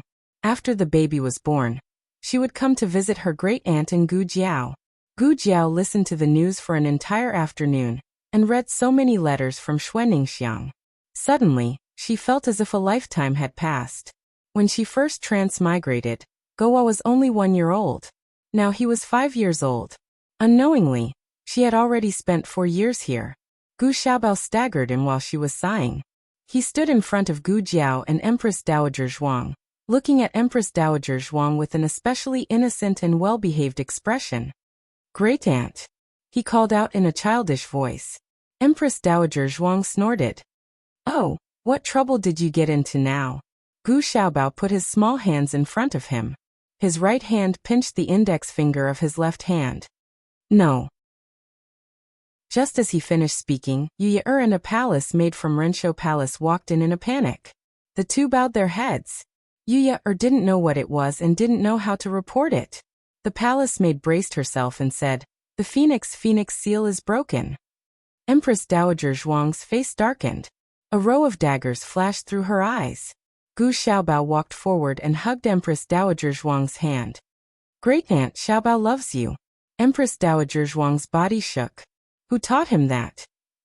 Gu Jiao had dinner at Renshou Palace before returning. Gu Xiaobao was so tired that he fell asleep. He was snoring sweetly in Gu Jiao's arms. Gu Jiao looked at him. Oh, this child is so cute. Yu smiled and said, Miss, don't be envious.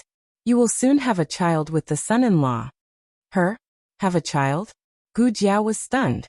The Yuan family. Grand Secretary Yuan and the old Marquis were chatting happily in the parlor. Gu Chongqing felt like he was sitting on pins and needles beside the old Marquis. Suddenly, he caught a glimpse of a figure flashing by outside the window. The other party seemed to look at him. He understood and stood up. Sorry, I have to go to the washroom. The old Marquis glanced at his grandson with dissatisfaction. Why did he have to go to the washroom? Grand Secretary Yuan smiled and raised his hand. It's fine. Go ahead. Zhao-san, take Gu to the washroom. Yes. The manservant called Zhao-san led Gu Changqing to the washroom. Gu Changqing said without a change in expression, I know the way. You go back first. It'll take me a while. Yes. Zhao-san returned to the parlor. Gu Changqing turned around and used his qinggong to arrive at a small garden nearby. The little Taoist nun in Taoist robes had been waiting there for a long time. She was holding a newly published novel. The little Taoist nun closed the half-read novel and turned to Gu Changqing. You're finally here. If you didn't come, I would have gone to invite you myself, he said. You had someone call for me just now? Yes. The little Taoist nun nodded. He asked, Is something the matter? The little Taoist nun glanced behind him, then gave the maid beside her a meaningful glance. The maid understood and walked to a nearby spot to keep watch. The little Taoist nun asked, How did your grandfather talk with my grandfather? Gu Changqing recalled how the two elders had hit it off so quickly. His expression was complicated. I'm sorry. I didn't expect my grandfather to find a phoenix. Give me some time. I'll find another way to break off this engagement. The little Taoist nun paused, then probed. If you break off the engagement, won't you have to get married in the future? What? Gu Changqing didn't understand why she would ask such a question. The little Taoist nun explained. What I mean is that our original plan had a loophole. It's not that easy for me to return to the Taoist temple, especially since my grandmother threatened to kill herself a few days ago. It's the same for you. Even if you break off the engagement with me, your family will arrange another marriage for you until you get married. Gu Changqing fell silent. Yuan Baolin was right. As the heir to the Marquis estate, he would inherit the Marquis estate in the future. His grandfather wouldn't give up on his marriage. Yuan Baolin thought for a moment, then asked, Are you still the same as before? Don't you want to get married? Amen. Gu Changqing nodded resolutely. Yuan Baolin said, Me too. I don't want to get married. What's so good about men? I've seen women live to a ripe old age, but all of them die young. Treasure your life and stay away from men. Gu Changqing was speechless. He had nothing to say to that. Yuan Baolin hugged the storybook in her hands. She rolled her eyes and looked at him with a mischievous smile. Since you don't want to get married and I don't want to get married, why don't we work together? Gu Changqing gave her a deep look. You mean? Yuan Baolin took a few steps forward and said calmly, In any case, it's fine as long as we can deceive them. In the future, if you have someone in your heart, or if I have someone in my heart, it won't be too late for us to separate. Gu Changqing hesitated for a moment, then said, But this isn't fair to you. It wasn't a big deal for a man to separate, but if a woman separated, she would more or less suffer criticism. Even if she was Grand Secretary Yuan's direct granddaughter, she still couldn't avoid this secular custom. Yuan Baolin laughed and said, You don't need to worry about this. Honestly speaking, I don't care what others think of me. Their gazes and words can't hurt me. Just tell me if you agree or not, okay? This maverick nature was rather similar to his younger sisters. Gu Changqing knitted his brows. This matter had nothing to do with him, but for her it was indeed. Yuan Baolin said frankly, Don't look down on women too much, and don't use your way of thinking to measure me. I know what I want. Unless you don't want to work with me, then pretend I didn't say anything. Gu Changqing pondered for a moment. He looked at her with a complicated expression and gave his choice. Digression. The monthly votes can be kept until the end of the month. Or you can vote now. The most important thing is to vote for Jiao Jiao. The latest chapter of this book is not finished yet. For more exciting content, please scan the QR code below to download the app. Novels are updated even faster. Millions of novels are free to read. Novels with content that can't be found online are all available here. https://www.zhhbqg.com/89642_8964286/1049555520. HTML Genius remembered this site's address in 1 second. www.zhhbqg.com Kombikuga mobile reading website. Chapter 920. The latest chapter of the book is not finished yet. For more exciting content, please scan the QR code below to download the app. Novels are updated faster. Millions of novels are free to read. Novels with content that can't be found online are available here.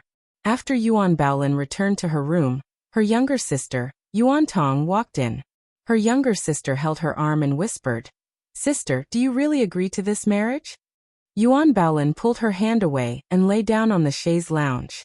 She leisurely flipped through the half-read novel. Yes.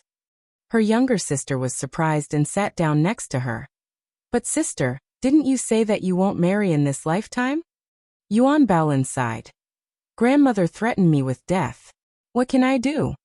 Yuan Tong nodded and pinched her handkerchief. "Speaking of which, he really found the phoenix for you. This means that he is serious about you." Yuan Baolin flipped a page and continued to read the book. She said indifferently, "He didn't find it." Yuan Tong was puzzled. "How do you know that he didn't find it?" Yuan Baolin said, "I just know." Yuan Tong frowned and stood up. "Then I'll go tell grandfather." "Wait." Yuan Baolin took down the book, looked at her, and said casually, "Don't ruin this marriage. I'm going to marry him." Yuan Tong frowned. "Sister, there are so many good men in the world. Why do you want a dishonest man?" Yuan Baolin said helplessly, "You don't understand." Yuan Tong pouted and pinched her handkerchief. "I don't understand. I only know that once sister gets married, it will be my turn soon. In the future, the Yuan family will become my maiden family. I won't be able to see my parents every day, and I won't be able to talk to sister like this." Yuan Baolin continued to read the novel. Yuan Tong thought of something and took a deep breath. "If sister and Gu Shitzi get married, won't I and that Bumblebee's relative?" Yuan Baolin asked, "What bumblebee?" Yuan Tong stomped her foot. "His younger brother. That rude and annoying person." Yuan Baolin turned a page. "Oh, is there such a person? I forgot." Gu Chengfeng, who was completely forgotten by his sister-in-law. After leaving the palace, Gu Jiao went to Vermilion Bird Avenue to visit Princess Xinyang and Shang Guanqing. Shang Guanqing was recovering well. The remaining poison in his body was almost cleared. He should be able to stop taking the medicine for the last month. In the future, he would pay more attention to his diet. There would not be too big of a problem. The three of them sat in Princess Xinyang's room. Gu Jiao inadvertently looked around. Princess Xinyang faintly said, "Don't look. Ahing is not there." Shang Guanqing sat on the right side of his princess mother. He picked up the book on the table and covered his left face. He whispered to Gu Jiao, "I know you're here, so I sent him away. I don't want you two to meet before the wedding." Gu Jiao said with a bitter face, "Oh." Yuya carried the sleeping Gu Xiaobao in the courtyard to enjoy the cool air, while Eugene fanned Xiaobao. Xiao Yi had not yet fallen asleep. She lay in the cradle alone and played with her feet. From time to time, she would make a small sound. She was a baby with a strong presence. As long as she was awake, she would not stop. She was the complete opposite of Gu Xiaobao, who could not even be bothered to cry. Yao Shi gave birth to Gu Xiaobao. It was as though the family had not given birth to a child. Princess Xinyang gave birth to Xiao Yi. It was as though the family had given birth to twins. Gu Jiao went to the side of the cradle to play with her. She stopped scratching her feet. Opening her gem-like eyes wide, she stared at Gu Jiao without blinking. She was about to grow her first tooth. Recently, she had been drooling quite a bit. Gu Jiao remembered that Gu Xiaobao was not so fat when he was 5 months old. Her little arms were like lotus roots, white and tender. She wanted to pinch them. "Can I pinch them?" Gu Jiao asked Shang Guanqing, who had also come to the side of the cradle. Shang Guanqing sternly said, "Of course you can't. Children have soft skin and tender flesh. What if you break them?" After saying that, he glanced at the princess mother, who was sitting in front of the coffee table drinking tea. Using his body to block her view, he whispered to Gu Jiao, "Feel free to pinch them." Xiao Yi, who was suddenly betrayed by her brother. Gu Jiao pinched and pinched. Oh, it felt so good. Xiao Yi was a lively baby. She loved to laugh and cry. Usually, if her brothers pinched her like this, she would have wailed and complained to her mother. But today, she gave her sister-in-law enough face. After Gu Jiao pinched her little arms, she raised her little feet high, as if asking, "Here, Jiao. Here, do you want to pinch?" With the two little ones playing with Yi, Princess Xinyang went to do her own things. When only the two of them were left in the house, Sheng Guanqing asked Gu Jiao, "All right, how's my mother?" Gu Jiao, who was pinching Xiao Yi's hand, paused. She turned her head and looked at him strangely. "Why didn't you ask just now?" Sheng Guanqing coughed lightly and said, "The princess mother was here just now. I was afraid that she would be jealous." "Gu Jiao, you know quite a lot." Sheng Guanqing raised his eyebrows and said, "Of course. Everyone is like that bookworm younger brother, who doesn't understand women." Gu Jiao said honestly, "But I feel that he understands the two mothers much better than you." Sheng Guanqing's face darkened. How could she undermine him like this? Gu Jiao took out a folded letter from her purse and handed it to him. "This is a handwritten letter from the Empress. See for yourself how she is doing." Sheng Guanqing took the letter and glanced at Gu Jiao from the corner of his eyes. He snorted and said, "You're still talking about me. Why didn't you take out the letter just now?" Gu Jiao's expression did not change as she said, "I forgot." Sheng Guanqing, haha. When Gu Jiao and Sheng Guanqing were talking, they neglected Xiao Yi, who was in the cradle. Xiao Yi pulled Gu Jiao's hand unhappily. It was as if she was saying, "Don't talk to stinky brother, talk to me." Gu Jiao curved her lips and carried Xiao Yi. Gu Xiaobao liked to drink milk. Gu Jiao carried him for an entire day, so her body was also stained with a faint milky fragrance. Xiao Yi smelled the familiar scent. Her two chubby little hands grabbed Gu Jiao's lapel and plunged into Gu Jiao's arms. Gu Jiao.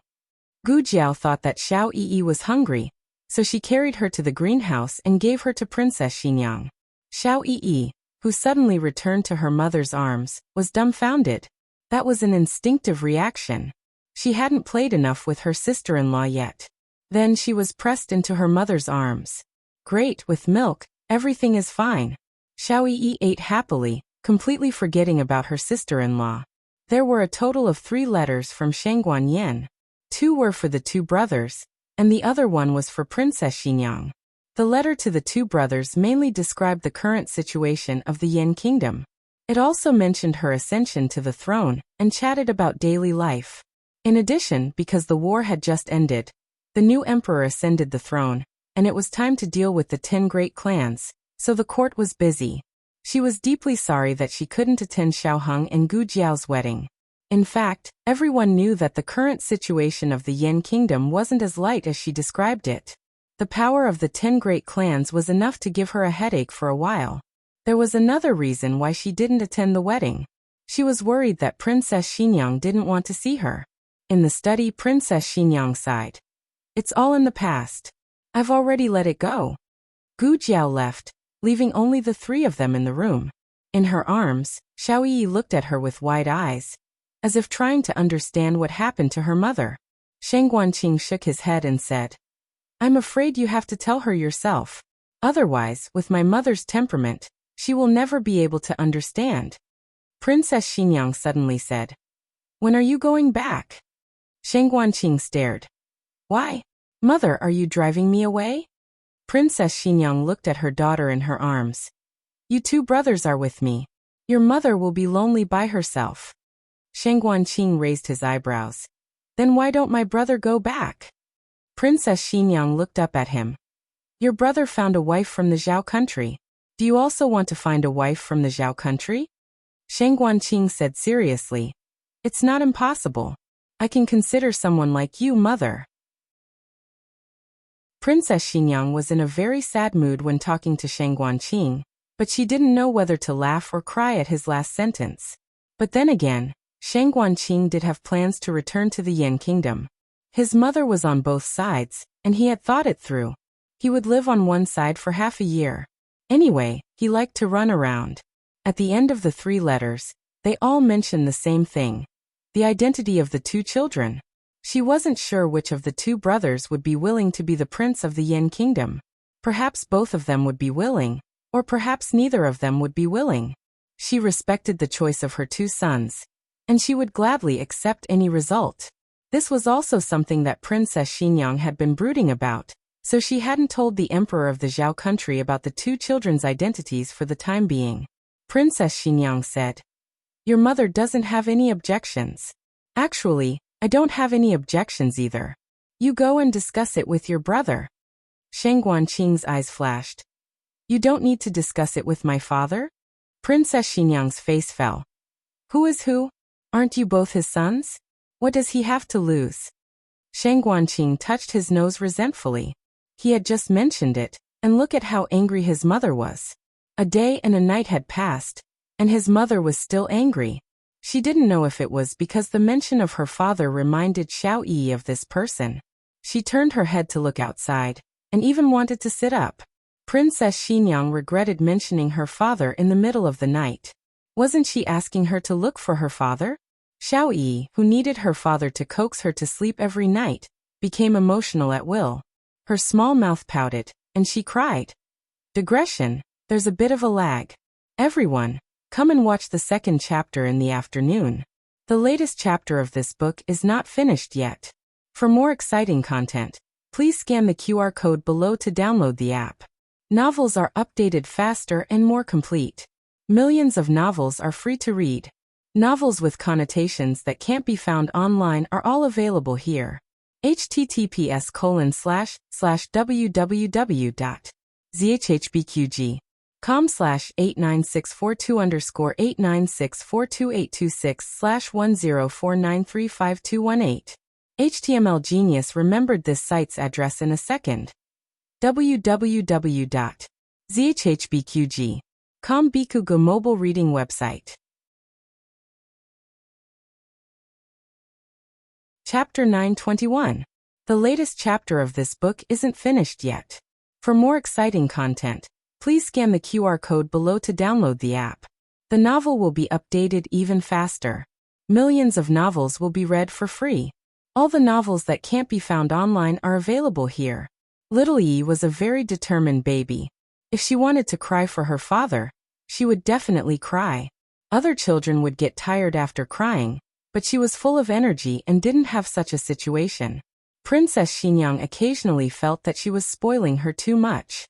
She might as well let her cry. After crying a few times, she would understand that this trick didn't work on her. But this child was stubborn. She wouldn't stop crying even when her voice was hoarse. Marquis Xianping appeared at the door of the study in time, and walked in arrogantly to show off his status in the family. Did Yi find her father? Yi really likes father the most, right? He asked, asking for a beating. Princess Xinyang glared at him and expressionlessly handed her daughter to Shang Guanqing. Shang Guanqing sighed inwardly. His bookworm brother really didn't have it easy these years. He was always sandwiched between his parents. The little fellow was crying so much that he pursed his lips and hurriedly carried her to his father. She stopped crying once she was in her father's arms, but her expression was full of grievance. This made Marquis Xianping's heart ache. He hugged his daughter, and looked at Princess Xinyang disapprovingly. Qin Fengwan you. Princess Xinyang shot daggers at him. Marquis Xianping changed the topic seamlessly. How can you raise your daughter so well? Her father was completely defeated. The siblings turned their faces away and couldn't look anymore. On the other hand, Gu Jiao appeared to have left Princess Xinyang's residence, but in fact, she secretly returned. She leaped into the courtyard with one hand, and walked around Xiao Heng's room. He's really not here. Princess Xinyang really went all out to make this fiancé and fiancé follow the rules. Gu Jiao pursed her lips and returned to the carriage. Gu Xiaobao probably wouldn't wake up tonight, and would sleep until dawn. Gu Jiao pinched his little arm. It felt different from when she pinched little Yi. He wasn't as fat as Yi. The two of them got off the carriage. Yuya carried Gu Xiaobao into the courtyard first. Just as Gu Jiao was about to cross the threshold, a slender hand reached out from her side and gently grasped her wrist.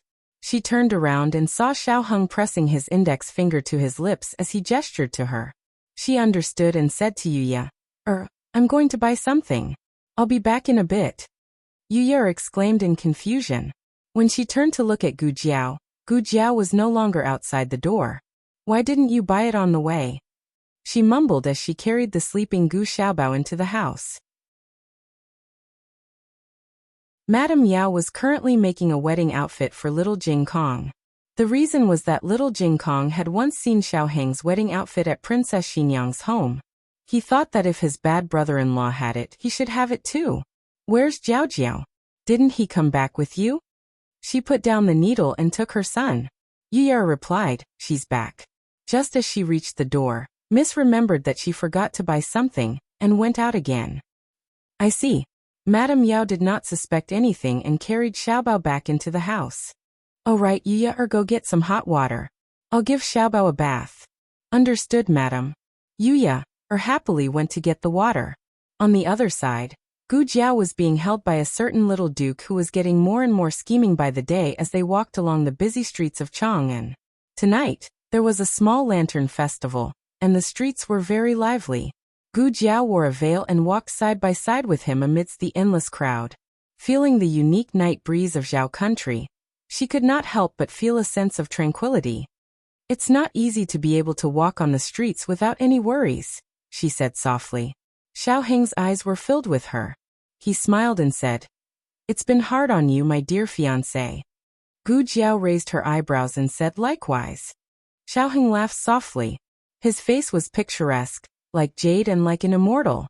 In the past he was always cold and cheerless, but he did not know when it started, but as long as he was with her, he could always unconsciously smile.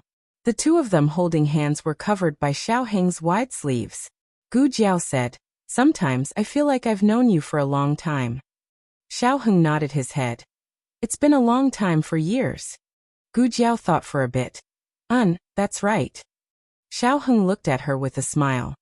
Of course it is. Gu Jiao said thoughtfully. But the first time I saw you, I had an unusually good impression of you. Xiao Heng teased her. Because I'm handsome? This girl always said that he was handsome. Gu Jiao thought for a bit, and could not think of a reason to refute. Her good impression of him might have originated from his face. After all, she was obsessed with appearances, right? Although she did not know how many times her godfather had told her not to always look at a man's face, Xiao Heng did not know that she was really thinking about this problem. He said with emotion, In these 4 years, we've been apart more than together. If I'm not on the road to take the exam, then you're on the road to war. Speaking of which, why did you believe that I would pass the exam? He even jumped into the cold lake for a county exam paper. Gu Jiao said, I don't know. I just thought that you would pass the exam. It doesn't matter if you don't pass. I said before, I'll take care of you. Xiao Heng looked at the road and then looked at her. The corner of his mouth hooked up. Then, my dear wife, please take care of me in the future. Gu Jiao curled her lips and said, We're not married yet. Aren't you calling me wife too early? As soon as her voice fell, a large man carelessly bumped into them. Xiao Heng used one arm to protect Gu Jiao, but he did not dodge and was hit by that person. That person raised his hand and was about to punch Xiao Heng, but Gu Jiao grabbed his wrist and threw him to the ground. That person fell on his back and scolded angrily. Who is he to you? Gu Jiao fiercely said, My husband. Xiao Heng's lips hooked up and his eyes sparkled with a smile. This was just a small interlude. That person was not Gu Jiao's opponent and left dejectedly.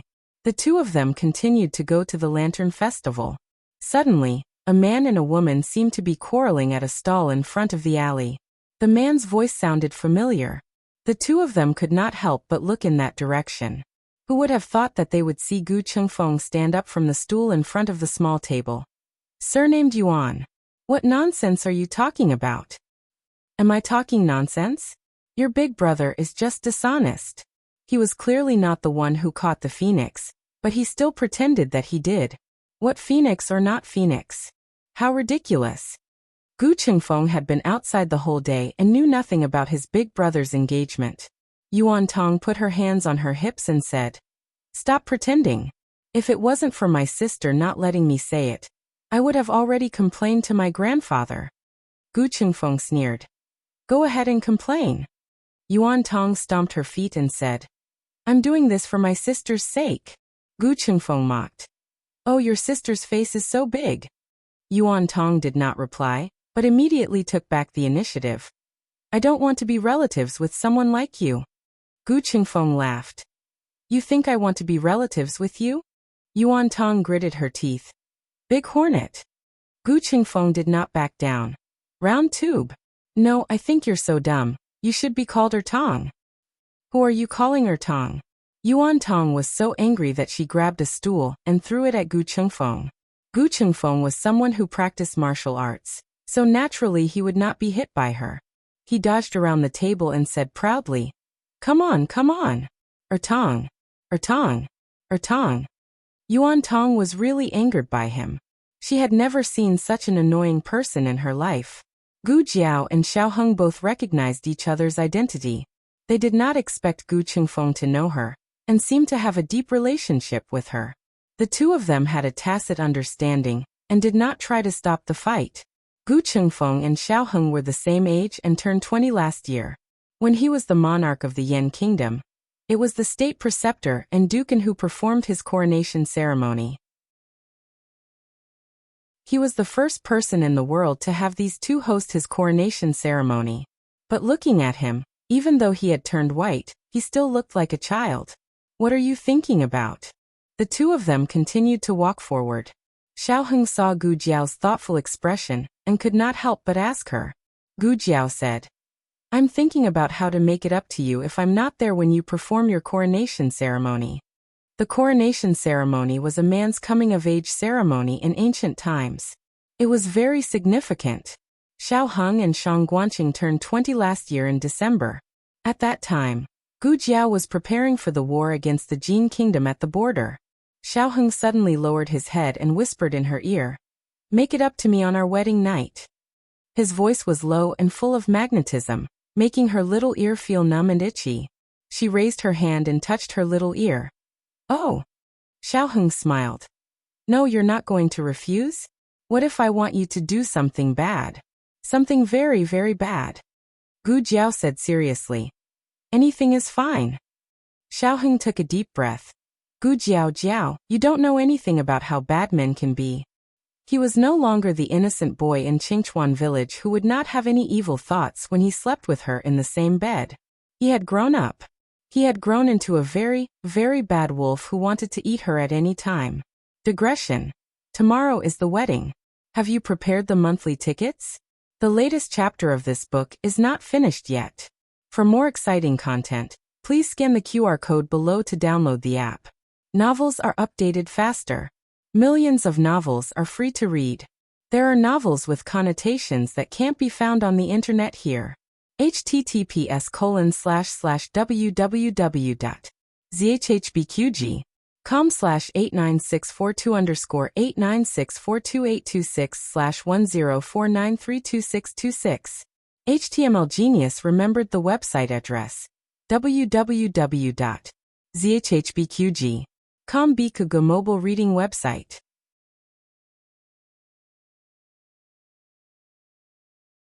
Chapter 922. The latest chapter of this book is not finished yet. For more exciting content, please scan the QR code below to download the app. The novel will be updated faster. Millions of novels will be read for free. There are all kinds of novels that you can't find on the internet. By the time Gu Jiao returned to Jade Water Alley, it was already 2 hours later. Since she was putting on an act, she really did buy something, a few sticks of tonghulu. She carried the candied haws to the door of her house. She was surprised to hear a conversation in a low voice coming from the alley. Go in. It was little Jing Kong's voice. I don't dare. It was a young man's voice. Gu Jiao thought it was a little familiar, but she didn't immediately remember. Little Jing Kong sighed like an old man. You have to face up to your mistakes. The young man said hesitantly, but my hair hasn't grown out yet. Jiao Jiao, you're back. Why are you so late? Old Lady Zhou came out of Auntie Sun's house and saw Gu Jiao carrying the candied haws. The conversation in the alley stopped abruptly, followed by the sound of fleeing footsteps. The young man had left. I went to buy some candied haws. Gu Jiao bent down, took a stick of candied haws, and handed it to old lady Zhou's grandson. The grandson looked up at his grandmother with longing in his eyes. Old lady Zhou felt embarrassed, so Gu Jiao said, "Take it. Xiaobao will come and play with you tomorrow." Hearing Gu Jiao's words, old lady Zhou smiled and accepted the candied haws. She let the grandson thank her and accept it. After Gu Jiao said goodbye to old lady Zhou, little Jing Kong happened to come out of the alley. "Jiao Jiao." He jumped in front of Gu Jiao and gave her a hug.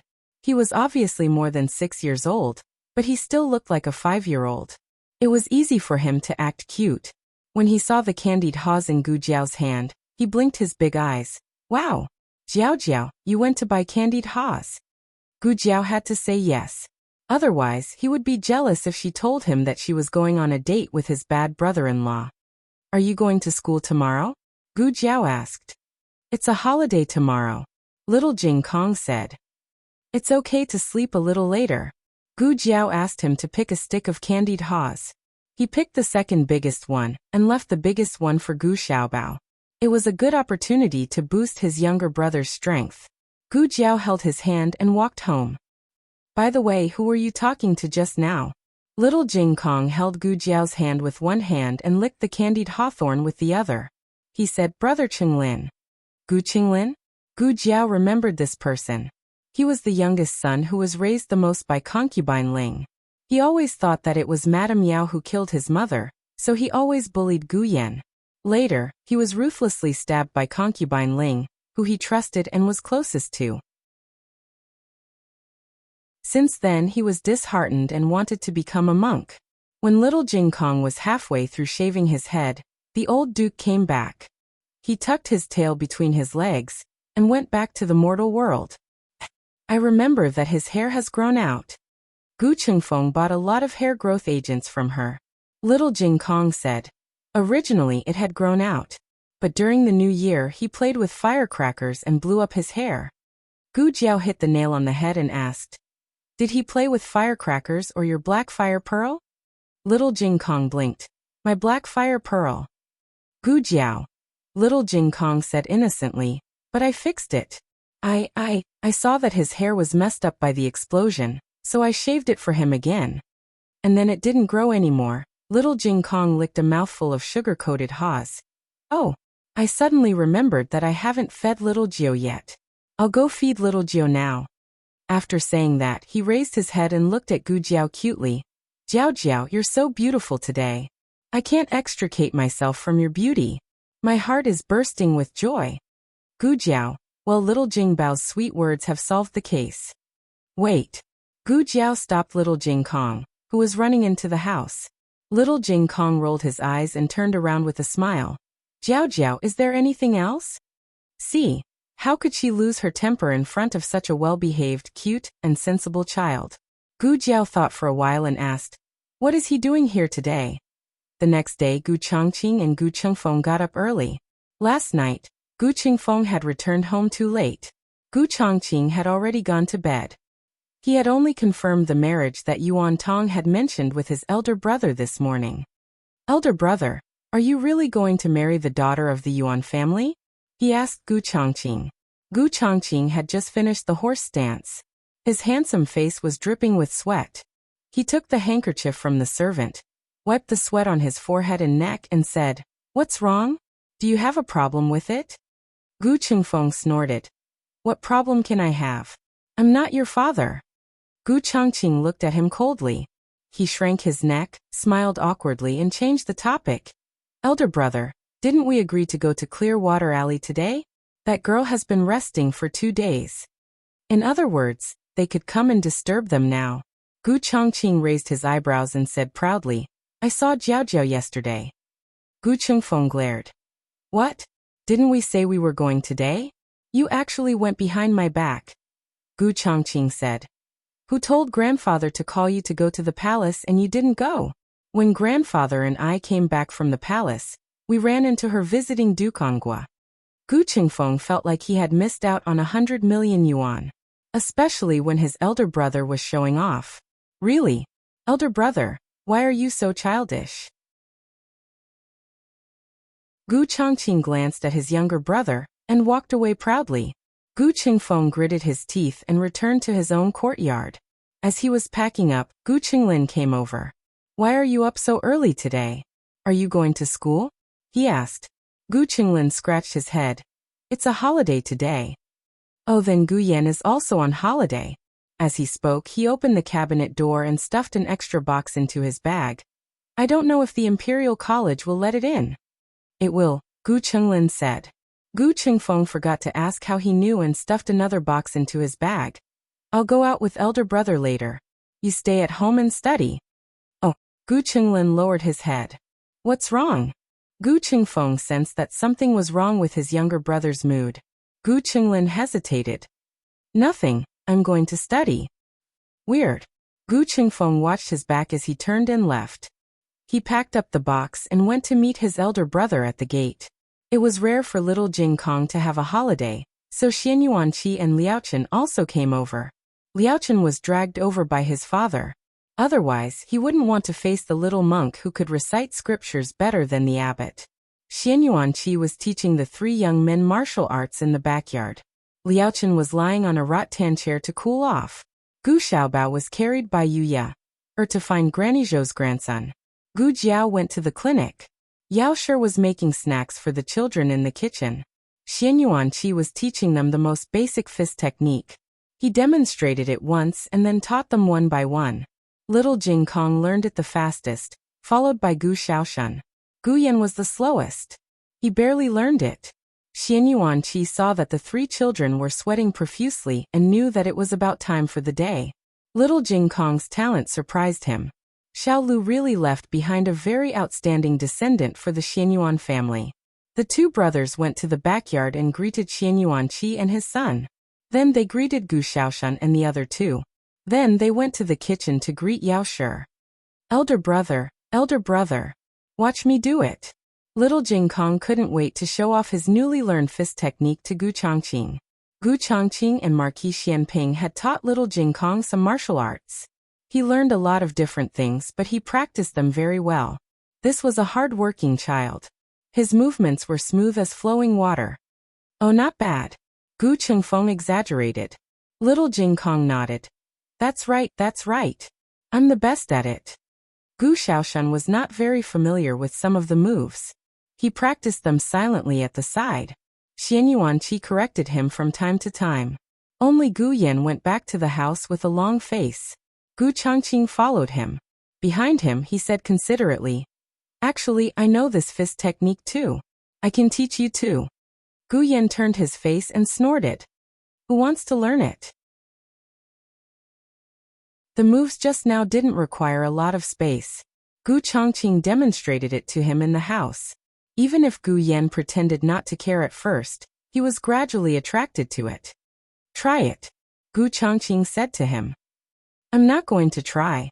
Gu Yan refused to lose face in front of Gu Chongqing. Gu Chongqing smiled gently. He raised Gu Yan's arm and helped Gu Yan get into a stance. "I said I'm not going to practice. Tighten the waist and abdomen." He pointed at Gu Yan's soft stomach with his slender finger and pointed at his thin back with his other hand. Gu Yan took a deep breath unconsciously. Like this. Gu Chongqing came behind him and grabbed his arm. He led him through the first move. He leaned on his brother's arm and felt the details of each move. "So it's like this?" When he looked, he could only see the front or the back. It was always hard to combine the two. But after Gu Chongqing grabbed his arm and did it once, he felt like he had suddenly seen the light. With Gu Chongqing teaching Gu Yan one-on-one, Gu Yan finally learned the first half of the set of fist techniques taught by Xian Yuanqi. Not only that, he also previewed the second half in advance. Although it was not as smooth as the first half, he was still able to do it. He immediately went to show off to little Jing Kong. Little Jing Kong looked as if he was struck by lightning. He was in disbelief. Even Brother Yan could do it? No way. He wanted to practice more. Jade Water Alley officially started the inner volume. Gu Xiaobao came back from his afternoon. He looked for his sister the moment he entered the house. But his sister was not there today. Gu Xiaobao clenched his little hands and looked up blankly. One brother, two brothers, a row of brothers. Gu Chongqing had not seen Gu Xiaobao for a long time. He still remembered the first time he saw him. He was trembling in his arms. Now that he had grown up, he should not be like that anymore. Gu Chongqing bent down confidently and carried the dumbfounded Gu Xiaobao up. Gu Xiaobao did not tremble like before, but his whole body was stiff. Big brother, he still looks scared of you. Let me do it. Gu Qingfeng carried Xiaobao over. Sure enough, Gu Xiaobao relaxed once he was in Gu Qingfeng's arms. Gu Chongqing did not believe it, and carried him again. Gu Xiaobao froze again.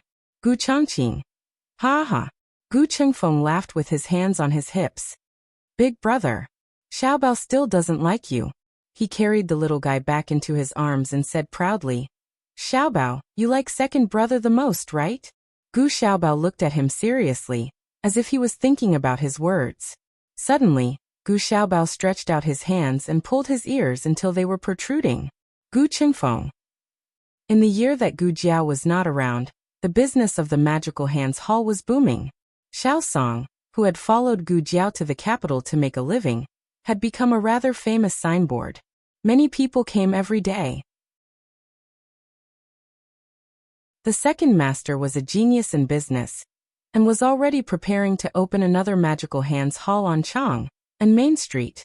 In addition, the courtesan Mo Qianxue, who had been recuperating in the medical hall, had left. Hua Xiao had also disappeared from the capital. The second master did not know where the two of them had gone. For some people, they might be separated for a lifetime. The imperial edict for Gu Jiao and Xiao Heng's wedding was brought forward. As Xiao Heng had said, it was on the 18th of June. At the end of May, Marquis Gu finally finished his assignment at the Ministry of Works.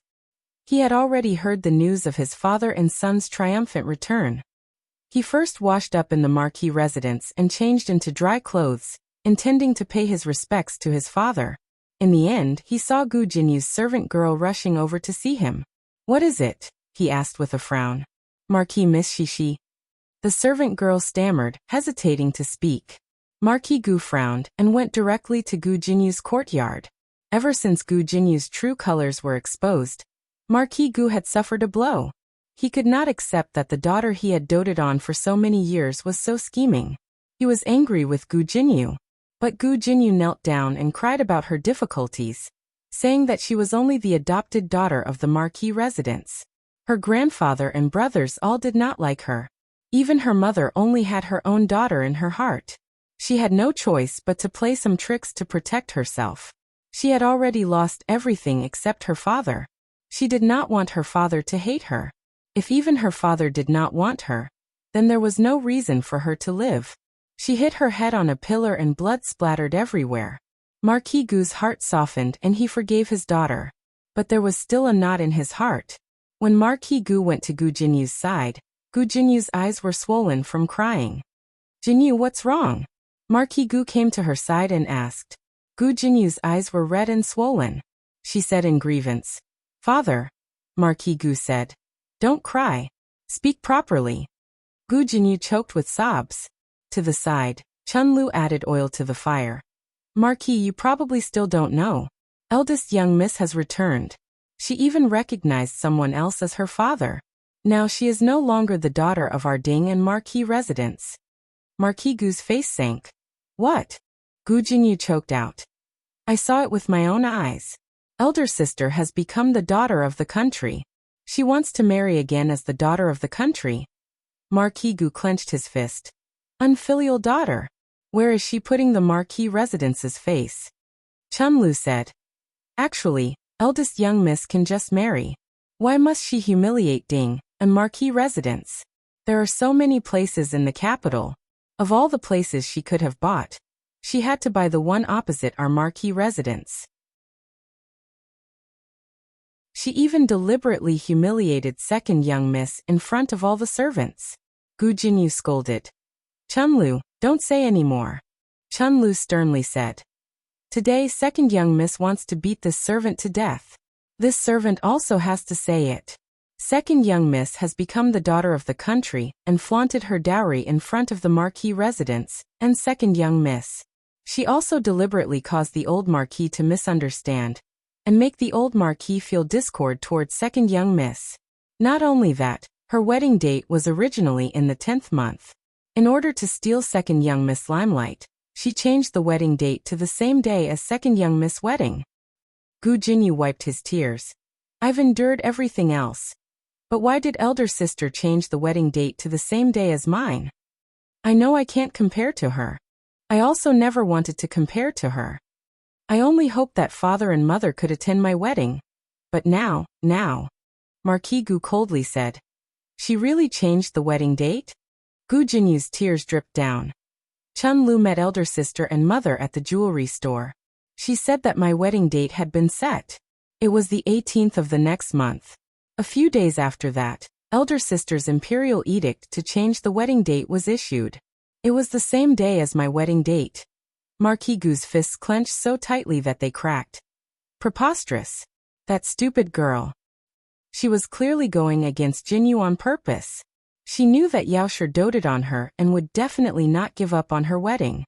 That way, Jinyu would not have a mother at his wedding. Marquis Gu did not even bother to pay his respects to his father, and went to Jade Water Alley without another word. Stupid girl, did you bully Jinyu again? Who told you to change the wedding date? Who told you to move to the opposite side? Get out of. He pushed open the courtyard door and saw a courtyard full of big shots. His voice stopped abruptly. Today, Xian Yuanqi and Liao Chen came to teach the three young men martial arts as usual. The old marquis came over to tease Gu Xiaobao. Empress Dowager Zhuang came to play the leaf card, and brought along little Hong Hong who could not be shaken off. The old chancellor and duke were also there. The two of them were leisurely sipping tea and playing chess. Not to mention the big shots of the Yin kingdom. Just the Empress Dowager and Emperor of the Zhao kingdom made his legs go weak. What was going on? Why were there so many hidden dragons and crouching tigers in this small courtyard? Empress Dowager. Why, your majesty? Your majesty. Father, you're here too. He couldn't stop stammering. Hearing him call the old Marquis Gu father, Dukan understood who he was. That Marquis Ding, and of the Zhao kingdom who was extremely biased. Dukan learned a little about his actions from Gu Xiaoshan, and knew that this person deserved a beating. Sure enough, the first day he returned to the capital, he came to the Jiaojiao to denounce him. Dukan said indifferently, I bought the house. The emperor of the Zhao kingdom said seriously, I changed the wedding date. Empress Dowager Zhuang said coldly, I have to ask you if you agree to it first. Marquis Gu, who was finally cheated by Gu Jinyu. Is it too late for me to leave now? In the end, Marquis Gu would propose a beating with his father and Xian Yuanqi. The day before the wedding, Gu Jiaojiao moved into Duke An's mansion. As for the location of the wedding, after a discussion among the elders, it was decided that the wedding would be held in Marquis Shuamping's mansion, and the wedding room would be set in the princess's mansion. As for where the young couple would live after the wedding, it was up to them. Dukan was familiar with the wedding customs of the Zhao kingdom, and everything was done according to the local customs. The mansion was filled with red lanterns with the word Shi, and the flowers on both sides were replaced with the beautiful red peonies. These peonies were very expensive, and a pot was enough for an ordinary family to eat and wear for several years. Dukan didn't feel any heartache when spending money on his daughter. He didn't think it was too much. He earned every single cent of the money. He didn't steal or rob. It was his freedom to spend all of it on his daughter. It was late at night. Dukan sat quietly in his wheelchair in the courtyard and looked at the moon. Xian Yuanqi walked over. You haven't slept yet. Dukan turned his head and smiled. Second uncle can't sleep either? There was a stone stool beside him, but Xian Yuanqi did not sit down. He looked up at the endless sky and said emotionally, I didn't expect that she would get married. Dukan smiled. Second uncle, what do you mean? Of course Jiaojiao will get married. Xian Yuanqi sighed. That's right. She is Jiaojiao. Dukan was slightly stunned. What did second uncle mean? Did he know that Jiaojiao was Yinin? Can you stand up tomorrow? Xian Yuanqi suddenly asked. His thoughts were interrupted. Dukan lowered his head and smiled self-deprecatingly. Second uncle knows. Seeing you practice every day, it seems like it's very tiring. Dukan thought that he would say, actually, you don't have to work so hard. Whether you stand or sit to see her off, Her feelings for you won't change. Unexpectedly, he said, you know, back then, eldest brother and I were very opposed to your marriage with Azi. Azi is a wolf on the grassland, and you are a sparrow in a cage. The two of you are not suitable at all. It was easy for him to say a long sentence. But you are very brave, just like Azi. Azi did not misjudge you. Azi married the right person. I hope that she also married the right person. The next day, just after 3 in the morning, Yao Shi went to pick up the perfect woman and went to Duke An's residence together. Gu Jiaojiao, who was sleeping soundly, was gently patted awake by a pair of gentle hands. Jiaojiao, it's time to get up, Yao Shi said softly in her ear. Gu Jiaojiao opened her eyes in a daze. Yuya came to the bed with a brand new phoenix coronet and robes. The dazzling red light was immediately reflected in Gu Jiaojiao's eyes. Gu Jiaojiao was stunned. Yuya said with a smile, young miss, you are going to get married. The latest chapter of this book is not finished yet. For more exciting content, please scan the QR code below to download the app. The novel will be updated even faster. Millions of novels will be read for free. All the novels that cannot be found online will be available here. https://www.zhbqg.com/89642826/1049146220. HTML Genius will remember this website's address in 1 second. www.zhbqg.com Biku Pavilion's mobile reading website.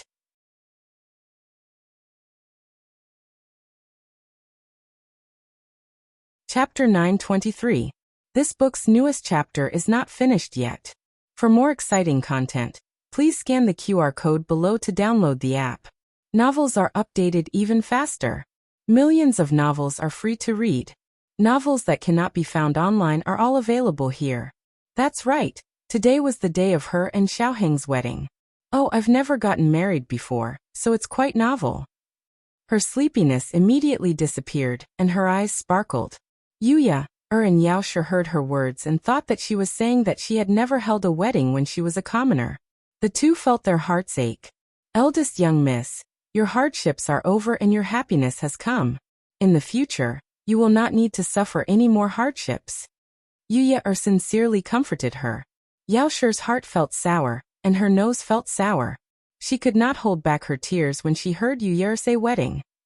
She did not know if it was because her heart ached for her daughter's suffering, or because she did not want her daughter to get married. She had not raised her enough. It really was not enough.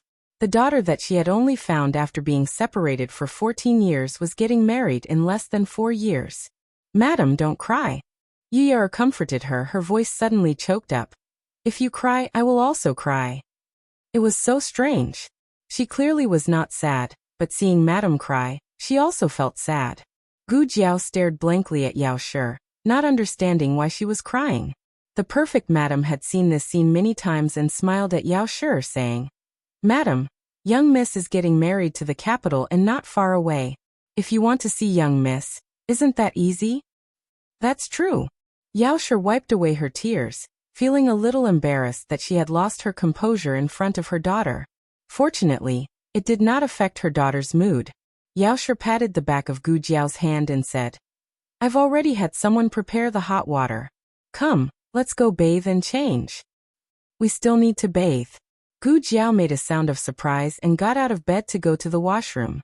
The bathtub was newly made and gave off a woody fragrance. Above the large tub of warm water, flower petals gently swayed. The room was filled with a gentle fragrance. Yuya helped Gu Jiao bathe. Gu Jiao was not used to having someone serve her at home. This was Yuya's first time seeing her young Mrs. body up close. If she did not see it, she would not know, but once she saw it, her tears immediately. There were too many scars on Mrs. body. Even though she had completely healed, and most of the scars had faded to the point where only a shallow mark was left, she still felt an indescribable pain in her heart when she thought about how these scars had come about. Eldest Miss always said that she was fine, and that everything was fine. It turned out that they only reported the good news and not the bad news. Why are you crying? Gu Jiao heard Yu sobbing and turned to look at her. Why are you sad? Do you miss your parents? Yu sobbed and shook her head. No, this servant doesn't miss father and mother. Oh, then why? Gu Jiao asked. Miss, does it hurt? Yu's fingertips landed on a shallow scar on her right shoulder. Gu Jiao shook her head. It doesn't hurt anymore. Yu held back her tears and did not ask further. For some reason, she suddenly thought of Gu Jinyu. What right did Gu Jinyu have to compare with elder miss? Had she risked her life for the country, or had she taken a knife for the people? He hadn't done anything proper, but he had caused a lot of trouble. You're unhappy. Gu Jiao sensed Yu's emotions. Yu said, I'm not unhappy because of Mississippi. I'm just thinking of someone who always compares herself to Miss. Forget it, let's not talk about her. Today is Miss's wedding. Yu has to think of something happy. Gu Jiao nodded. Okay. After bathing, Yu helped Gu Jiao change into her wedding dress. Today was her wedding. From the inside to the outside, every piece of clothing was red. The wedding dress was the one that little Jing Kong had sold the gold abacus to buy for her. The original size was a little big, but now it was just right.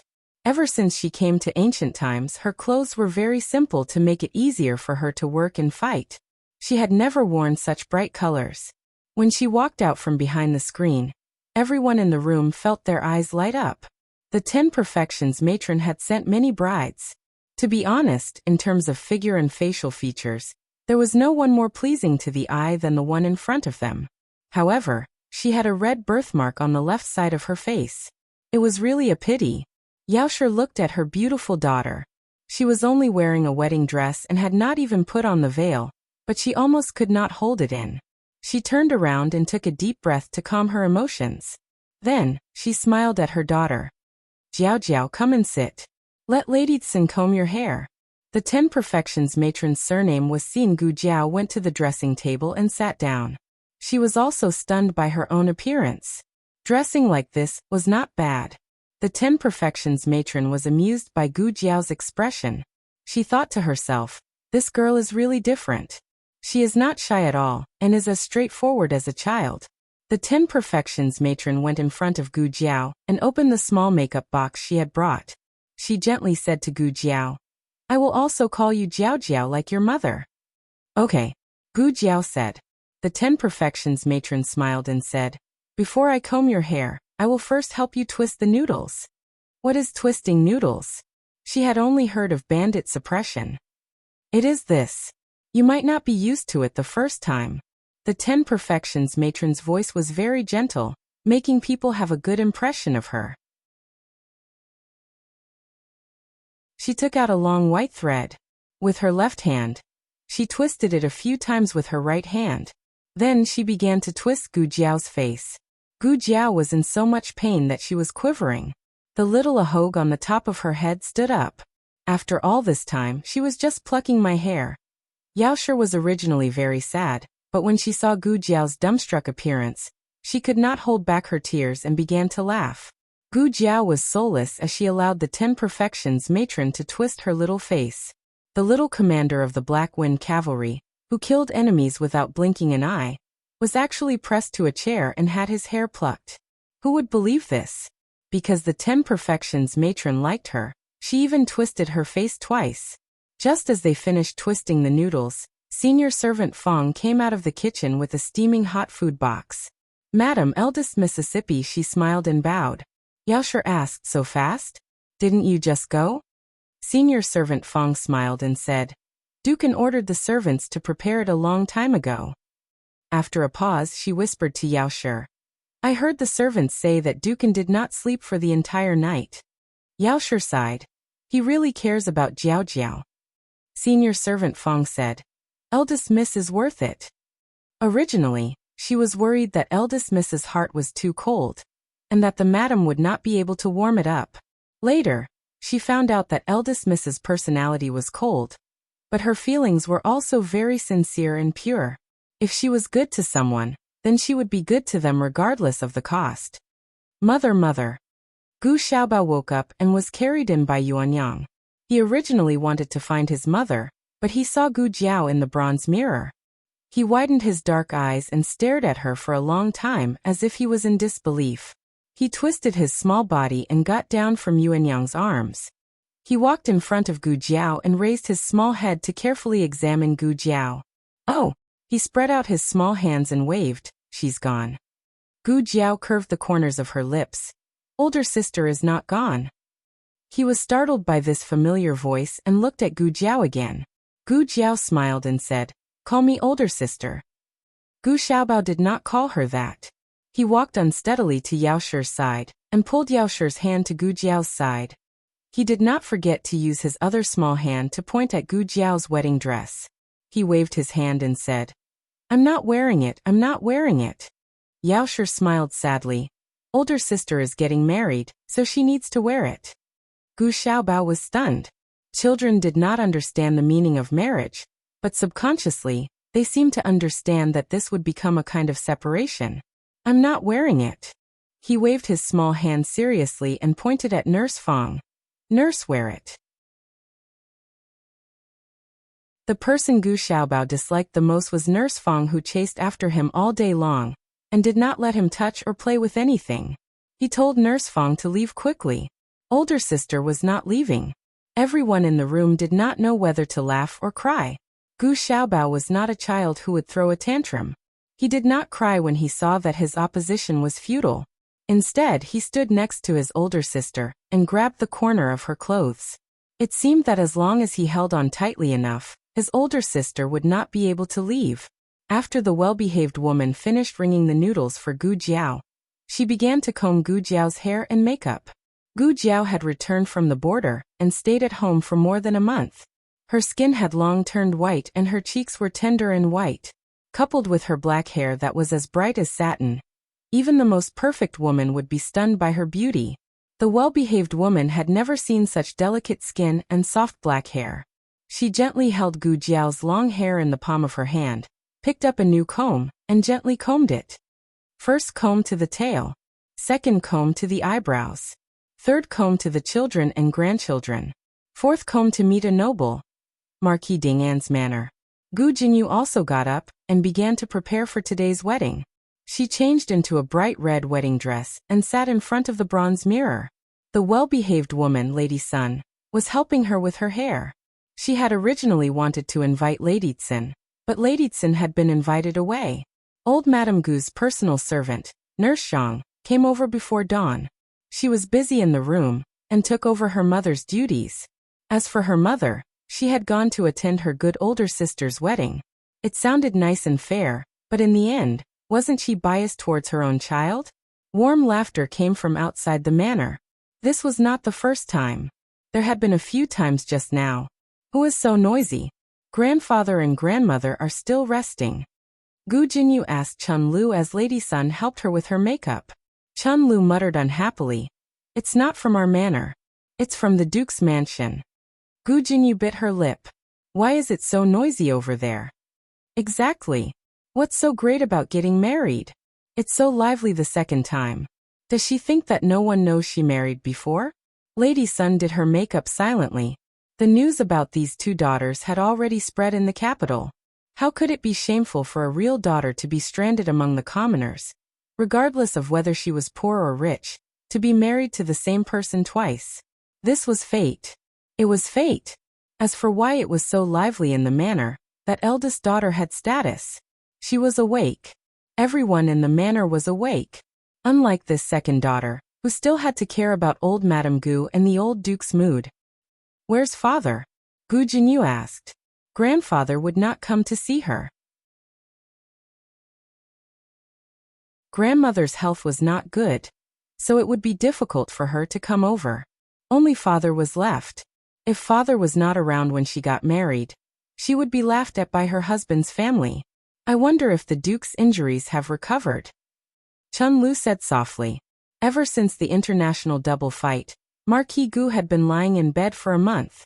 Yesterday, when Chun Lu went to greet him, he still needed someone to help him walk. "Go take a look," Gu Jinyu said. Yes. Chun Lu hurriedly left. She had just reached the entrance of Marquis Gu's courtyard when she saw the old duke glowing with health and vigor. She was delighted. The old marquis was clearly here to send off the young miss to get married. She walked forward excitedly, and was about to bow to the old duke, but he had already entered his son's courtyard without looking back. In a moment, the old duke pulled out the limping Marquis Gu by the ear. She said in a daze, "Is he carrying the marquis to send Miss off?" Chun Lu guessed half of it right. The old duke was indeed going to send her off, but not to Gu Jinyu. On the other side, Gu Chongqing and Gu Chengfeng also got up from their respective courtyards. The two finished washing up, changed into new clothes, and tidied themselves up to look handsome and elegant. Especially Gu Chengfeng. He even used perfume to style his hair to ensure that he looked the most handsome today. There was still some time before daybreak. Gu Chengfeng did not plan on waking Gu Qinglin, but when he opened the door, he saw a neatly dressed Gu Qinglin. You're up so early?" he asked in confusion. Gu Qinglin stammered. I want to go with you."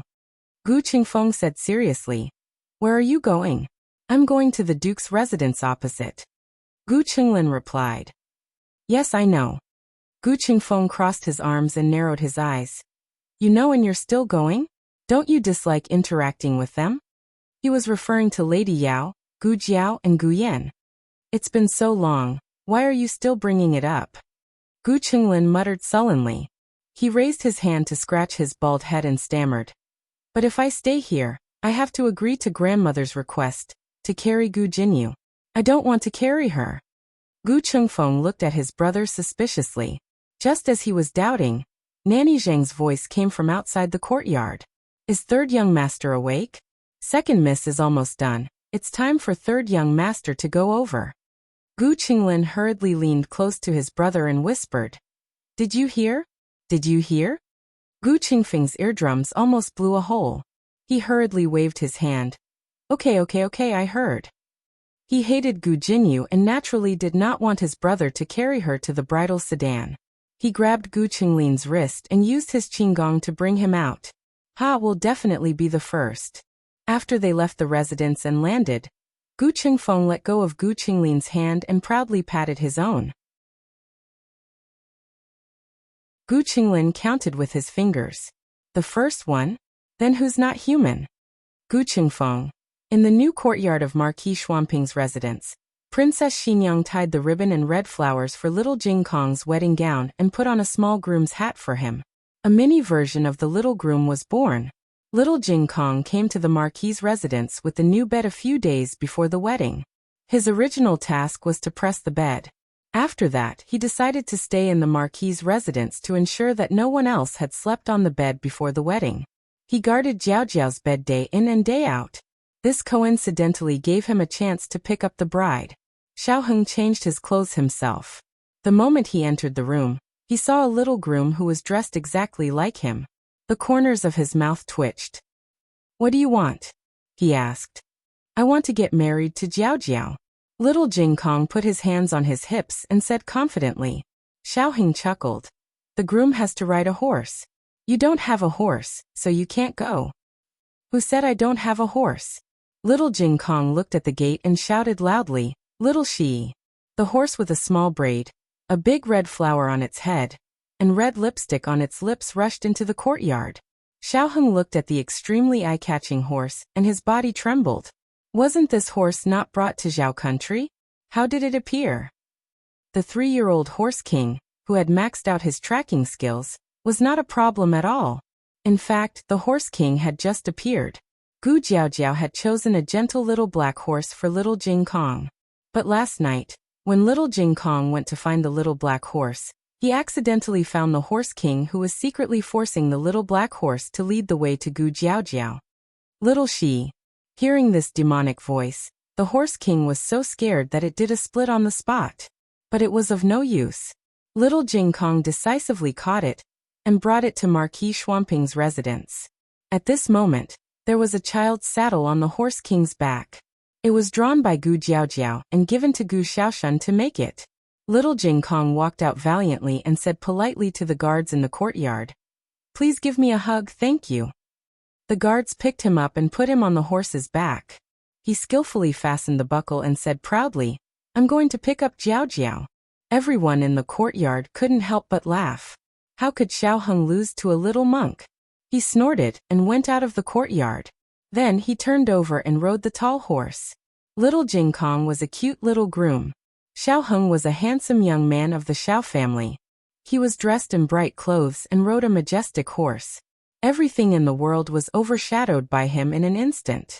His handsome face still had a trace of clean youthfulness, but his eyes had more of the calmness and charm of a mature man. Looking at him like this, Princess Xinyang suddenly felt a strong sense of melancholy and reluctance to part with him. Her son had grown up. He had really grown up. At 5 o'clock, Gu Jiaojiao pursed her bright red lips for the last time. The well-rounded woman looked at the beautiful bride and nodded with satisfaction. Then, she put the veil on Gu Jiao's head. Almost at the same time, the sound of gongs and drums came from outside the residence. Yu Yao's eyes lit up. The son-in-law is here. The latest chapter of this book is not finished yet. For more exciting content, please scan the QR code below to download the app.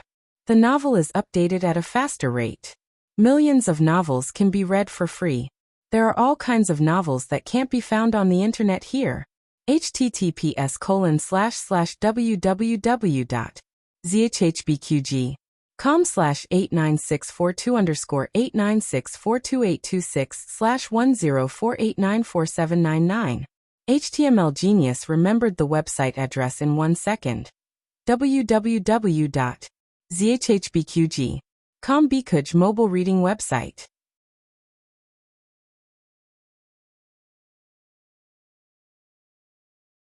Chapter 924. The latest chapter of this book is not finished yet.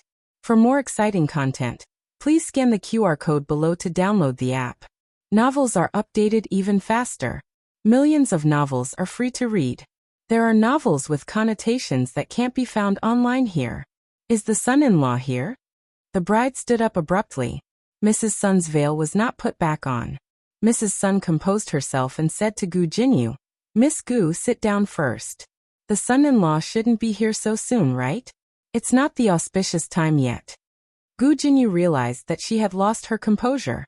She slowly sat back in her chair and said, "Chun Lu, go take a look."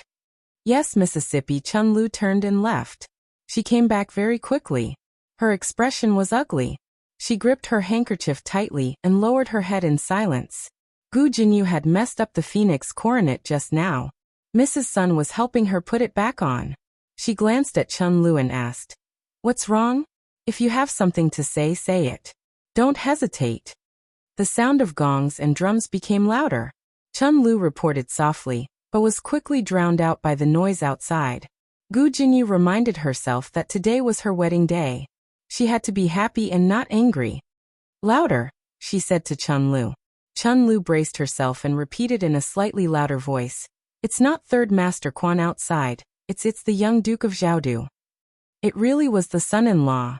But it was not the second son-in-law, but the eldest son-in-law. Gu Jinyu clenched her fists. There were still at least 2 hours before they set off. Was Xiao Heng mistaken? He couldn't have foolishly come so early on purpose. They were already husband and wife in the countryside. Was there a need to act as if they had never been married? "Miss Gu, don't move." Mrs. Sun was a step too late. Gu Jinyu was so angry that she trembled. The phoenix coronet caught her hair, and she gasped in pain. Mrs. Sun had been a perfect married woman for so many years, but she had never encountered such a situation. Although it was not serious, it was not auspicious. She naturally did not dare to say it out loud. She smiled and said to Gu Jinyu, "Your hair is loose. I'll comb it for you again." Gu Jinyu also knew that he had lost his composure and could not blame a perfect woman. He took a deep breath to suppress his anger and said to Chun Lu in a normal tone, "That's right, didn't you call my father just now? Father hasn't woken up yet?" How would Chun Lu dare to tell him that the marquis had long been taken away by the old marquis? "Go and urge father. I'm almost done here," Gu Jinyu said as he looked at the beautiful woman in the bronze mirror. Chun Lu hesitated for a moment, but still summoned up the courage to explain. "Both the old marquis and the marquis have left the residence. The crown prince, and the 2 young masters have also gone out." "What?" Gu Jinyu's expression changed. This time, Mrs. Sun reacted quickly and stopped in time. She didn't hook her hair. Where did they go? Gu Jinyu asked coldly. Chun Lu lowered her head and said in a voice that was almost smaller than a mosquito. I heard from the old woman guarding the door that the old duke and the others have all gone to the house of High Duke. Gu Jinyu was so angry that she pulled off the phoenix coronet on her head and slammed it on the dressing table. The people in the room were so frightened that they didn't even dare to breathe loudly. Mrs. Sun suddenly regretted accepting this job. She had good fortune in her life. She had sent so many brides. But this was the first time she had met someone like this. All the men in the family had gone to attend the eldest young miss wedding. They did not leave any face for the second young miss. It was not good for her to meddle in other people's domestic affairs. She could only put on a smile and take the phoenix coronet. She said to Gu Jinyu, "Don't be angry. You just got married today. You should be happy. You will soon be marrying into your husband's family." This time, Sure you did not need to interact too much with his maternal family. She swallowed the last sentence. You are right. When I get married, I will have nothing to do with Marquis Ding and Fu. In any case, Mrs. Sun had already seen quite a bit of a joke. She might as well be more indifferent and save some face for herself. After the wedding, I will be leaving the capital and going to the fief with Third Master. Third Master is the Marquis of Chongping's most beloved son. Presumably my days won't be too bad. Old Madame Gu's trusted aide, Granny Zhang, was still in the room. She dared to speak like this. It was clear that she was deliberately throwing a tantrum. Granny Zhang smiled and did not speak. Mrs. Sun, am I beautiful? Gu Jinyu looked at herself in the bronze mirror. Mrs. Sun said, beautiful. Of course you are beautiful. Gu Jinyu continued. How do I compare to my elder sister? Mrs. Sun was stunned. To be honest, she had seen that eldest young miss before. Last month, she had gone to Miracle Hand Hall to get medicine. She had accidentally heard a servant call her eldest young miss. She had asked around and found out that she was the rumored adopted daughter of Dukin. She was also the true daughter of Marquis Ding and Fu. She shook her head and smiled. She sincerely said, Second young miss, your beauty is far above that of eldest young miss. Gu Jinyu touched her flawless face and calmly said, no matter how much she tries to please grandfather and my brothers, she's still just an ugly freak. This.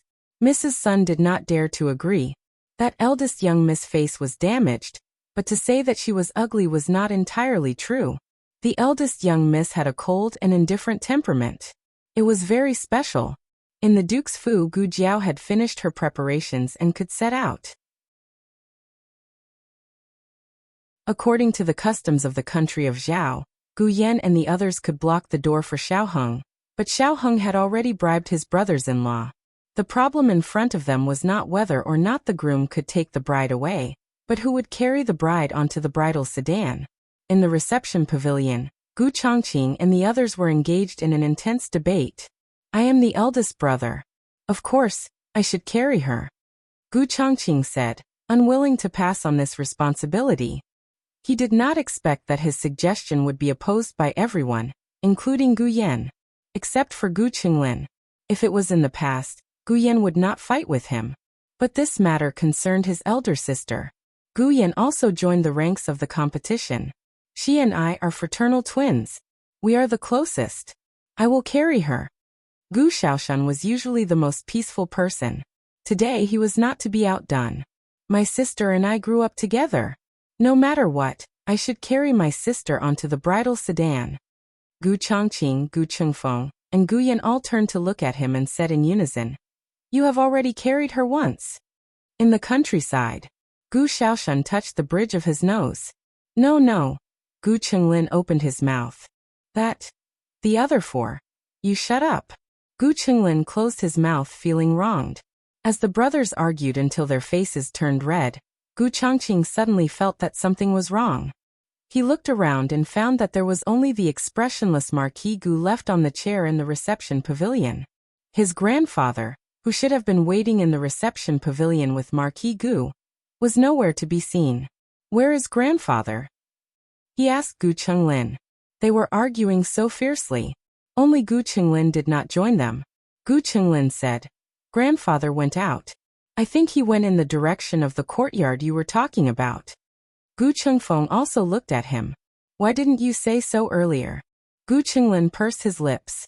I wanted to say it, but you all told me to shut up. Gu Chongqing and Gu Chengfeng looked at each other, and their hearts skipped a beat. Grandfather went to carry sister. How could we forget that grandfather is that girl's sworn brother? Gu Chengfeng gritted his teeth. Grandfather, you are too much. Gu Chongqing flashed out. Hey, wait for me. Gu Qingfeng followed closely behind.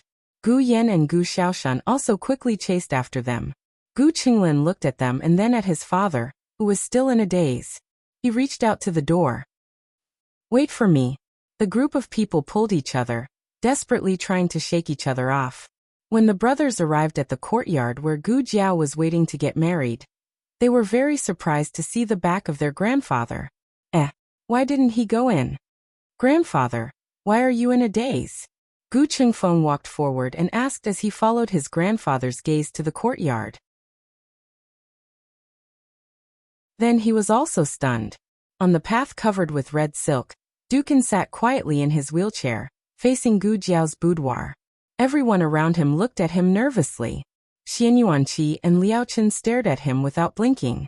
The people outside the courtyard couldn't see his expression, but they could feel that he was using a lot of strength. He supported himself with both hands on the armrests of the wheelchair, and stood up little by little. It was obvious that he used a lot of strength. Even so, he didn't immediately sit back down. Instead, he stubbornly took a step forward.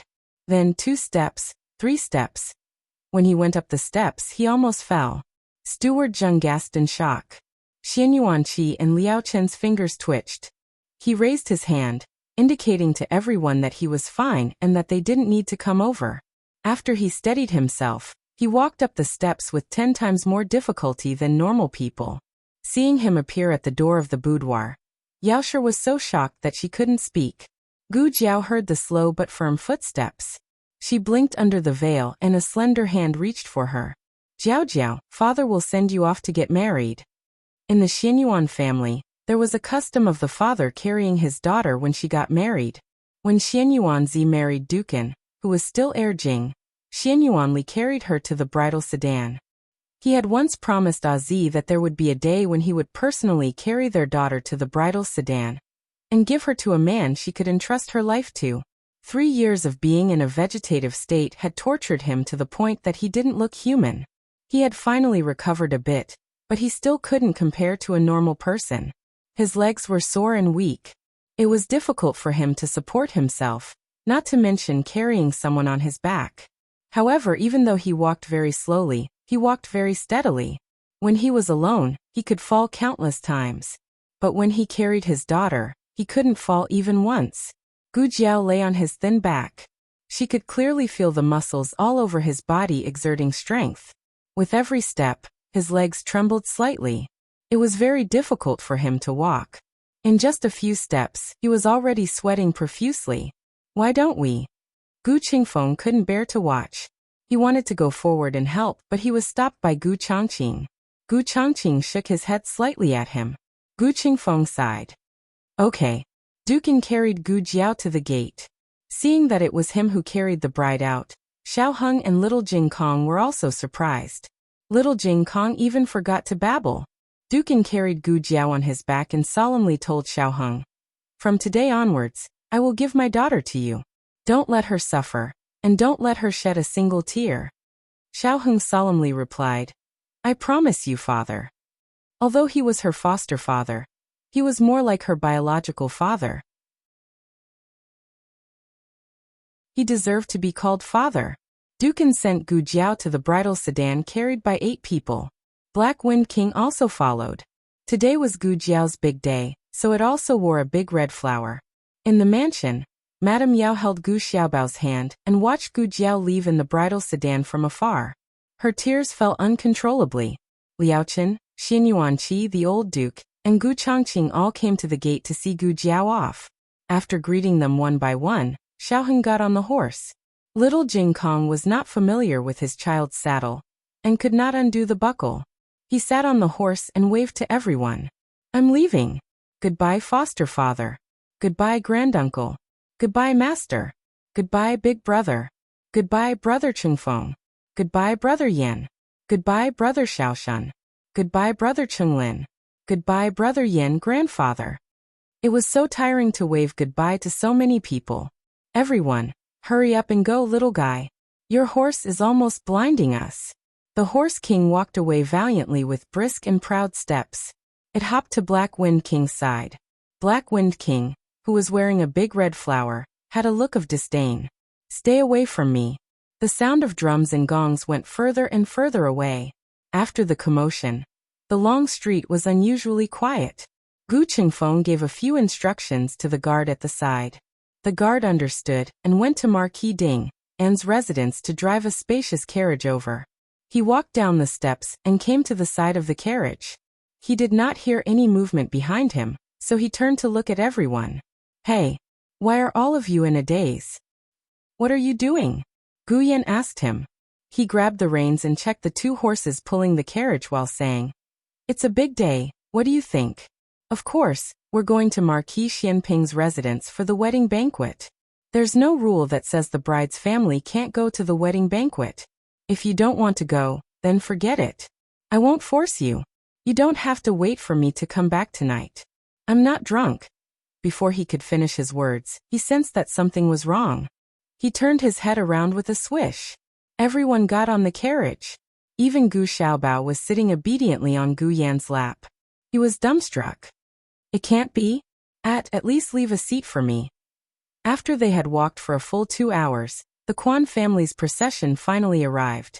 Gu Jinyu was carried onto the bridal sedan by the wedding nanny. The procession was a man wearing a navy blue brocade robe. He smiled warmly and said, I am second brother. I've come to escort third brother's bride.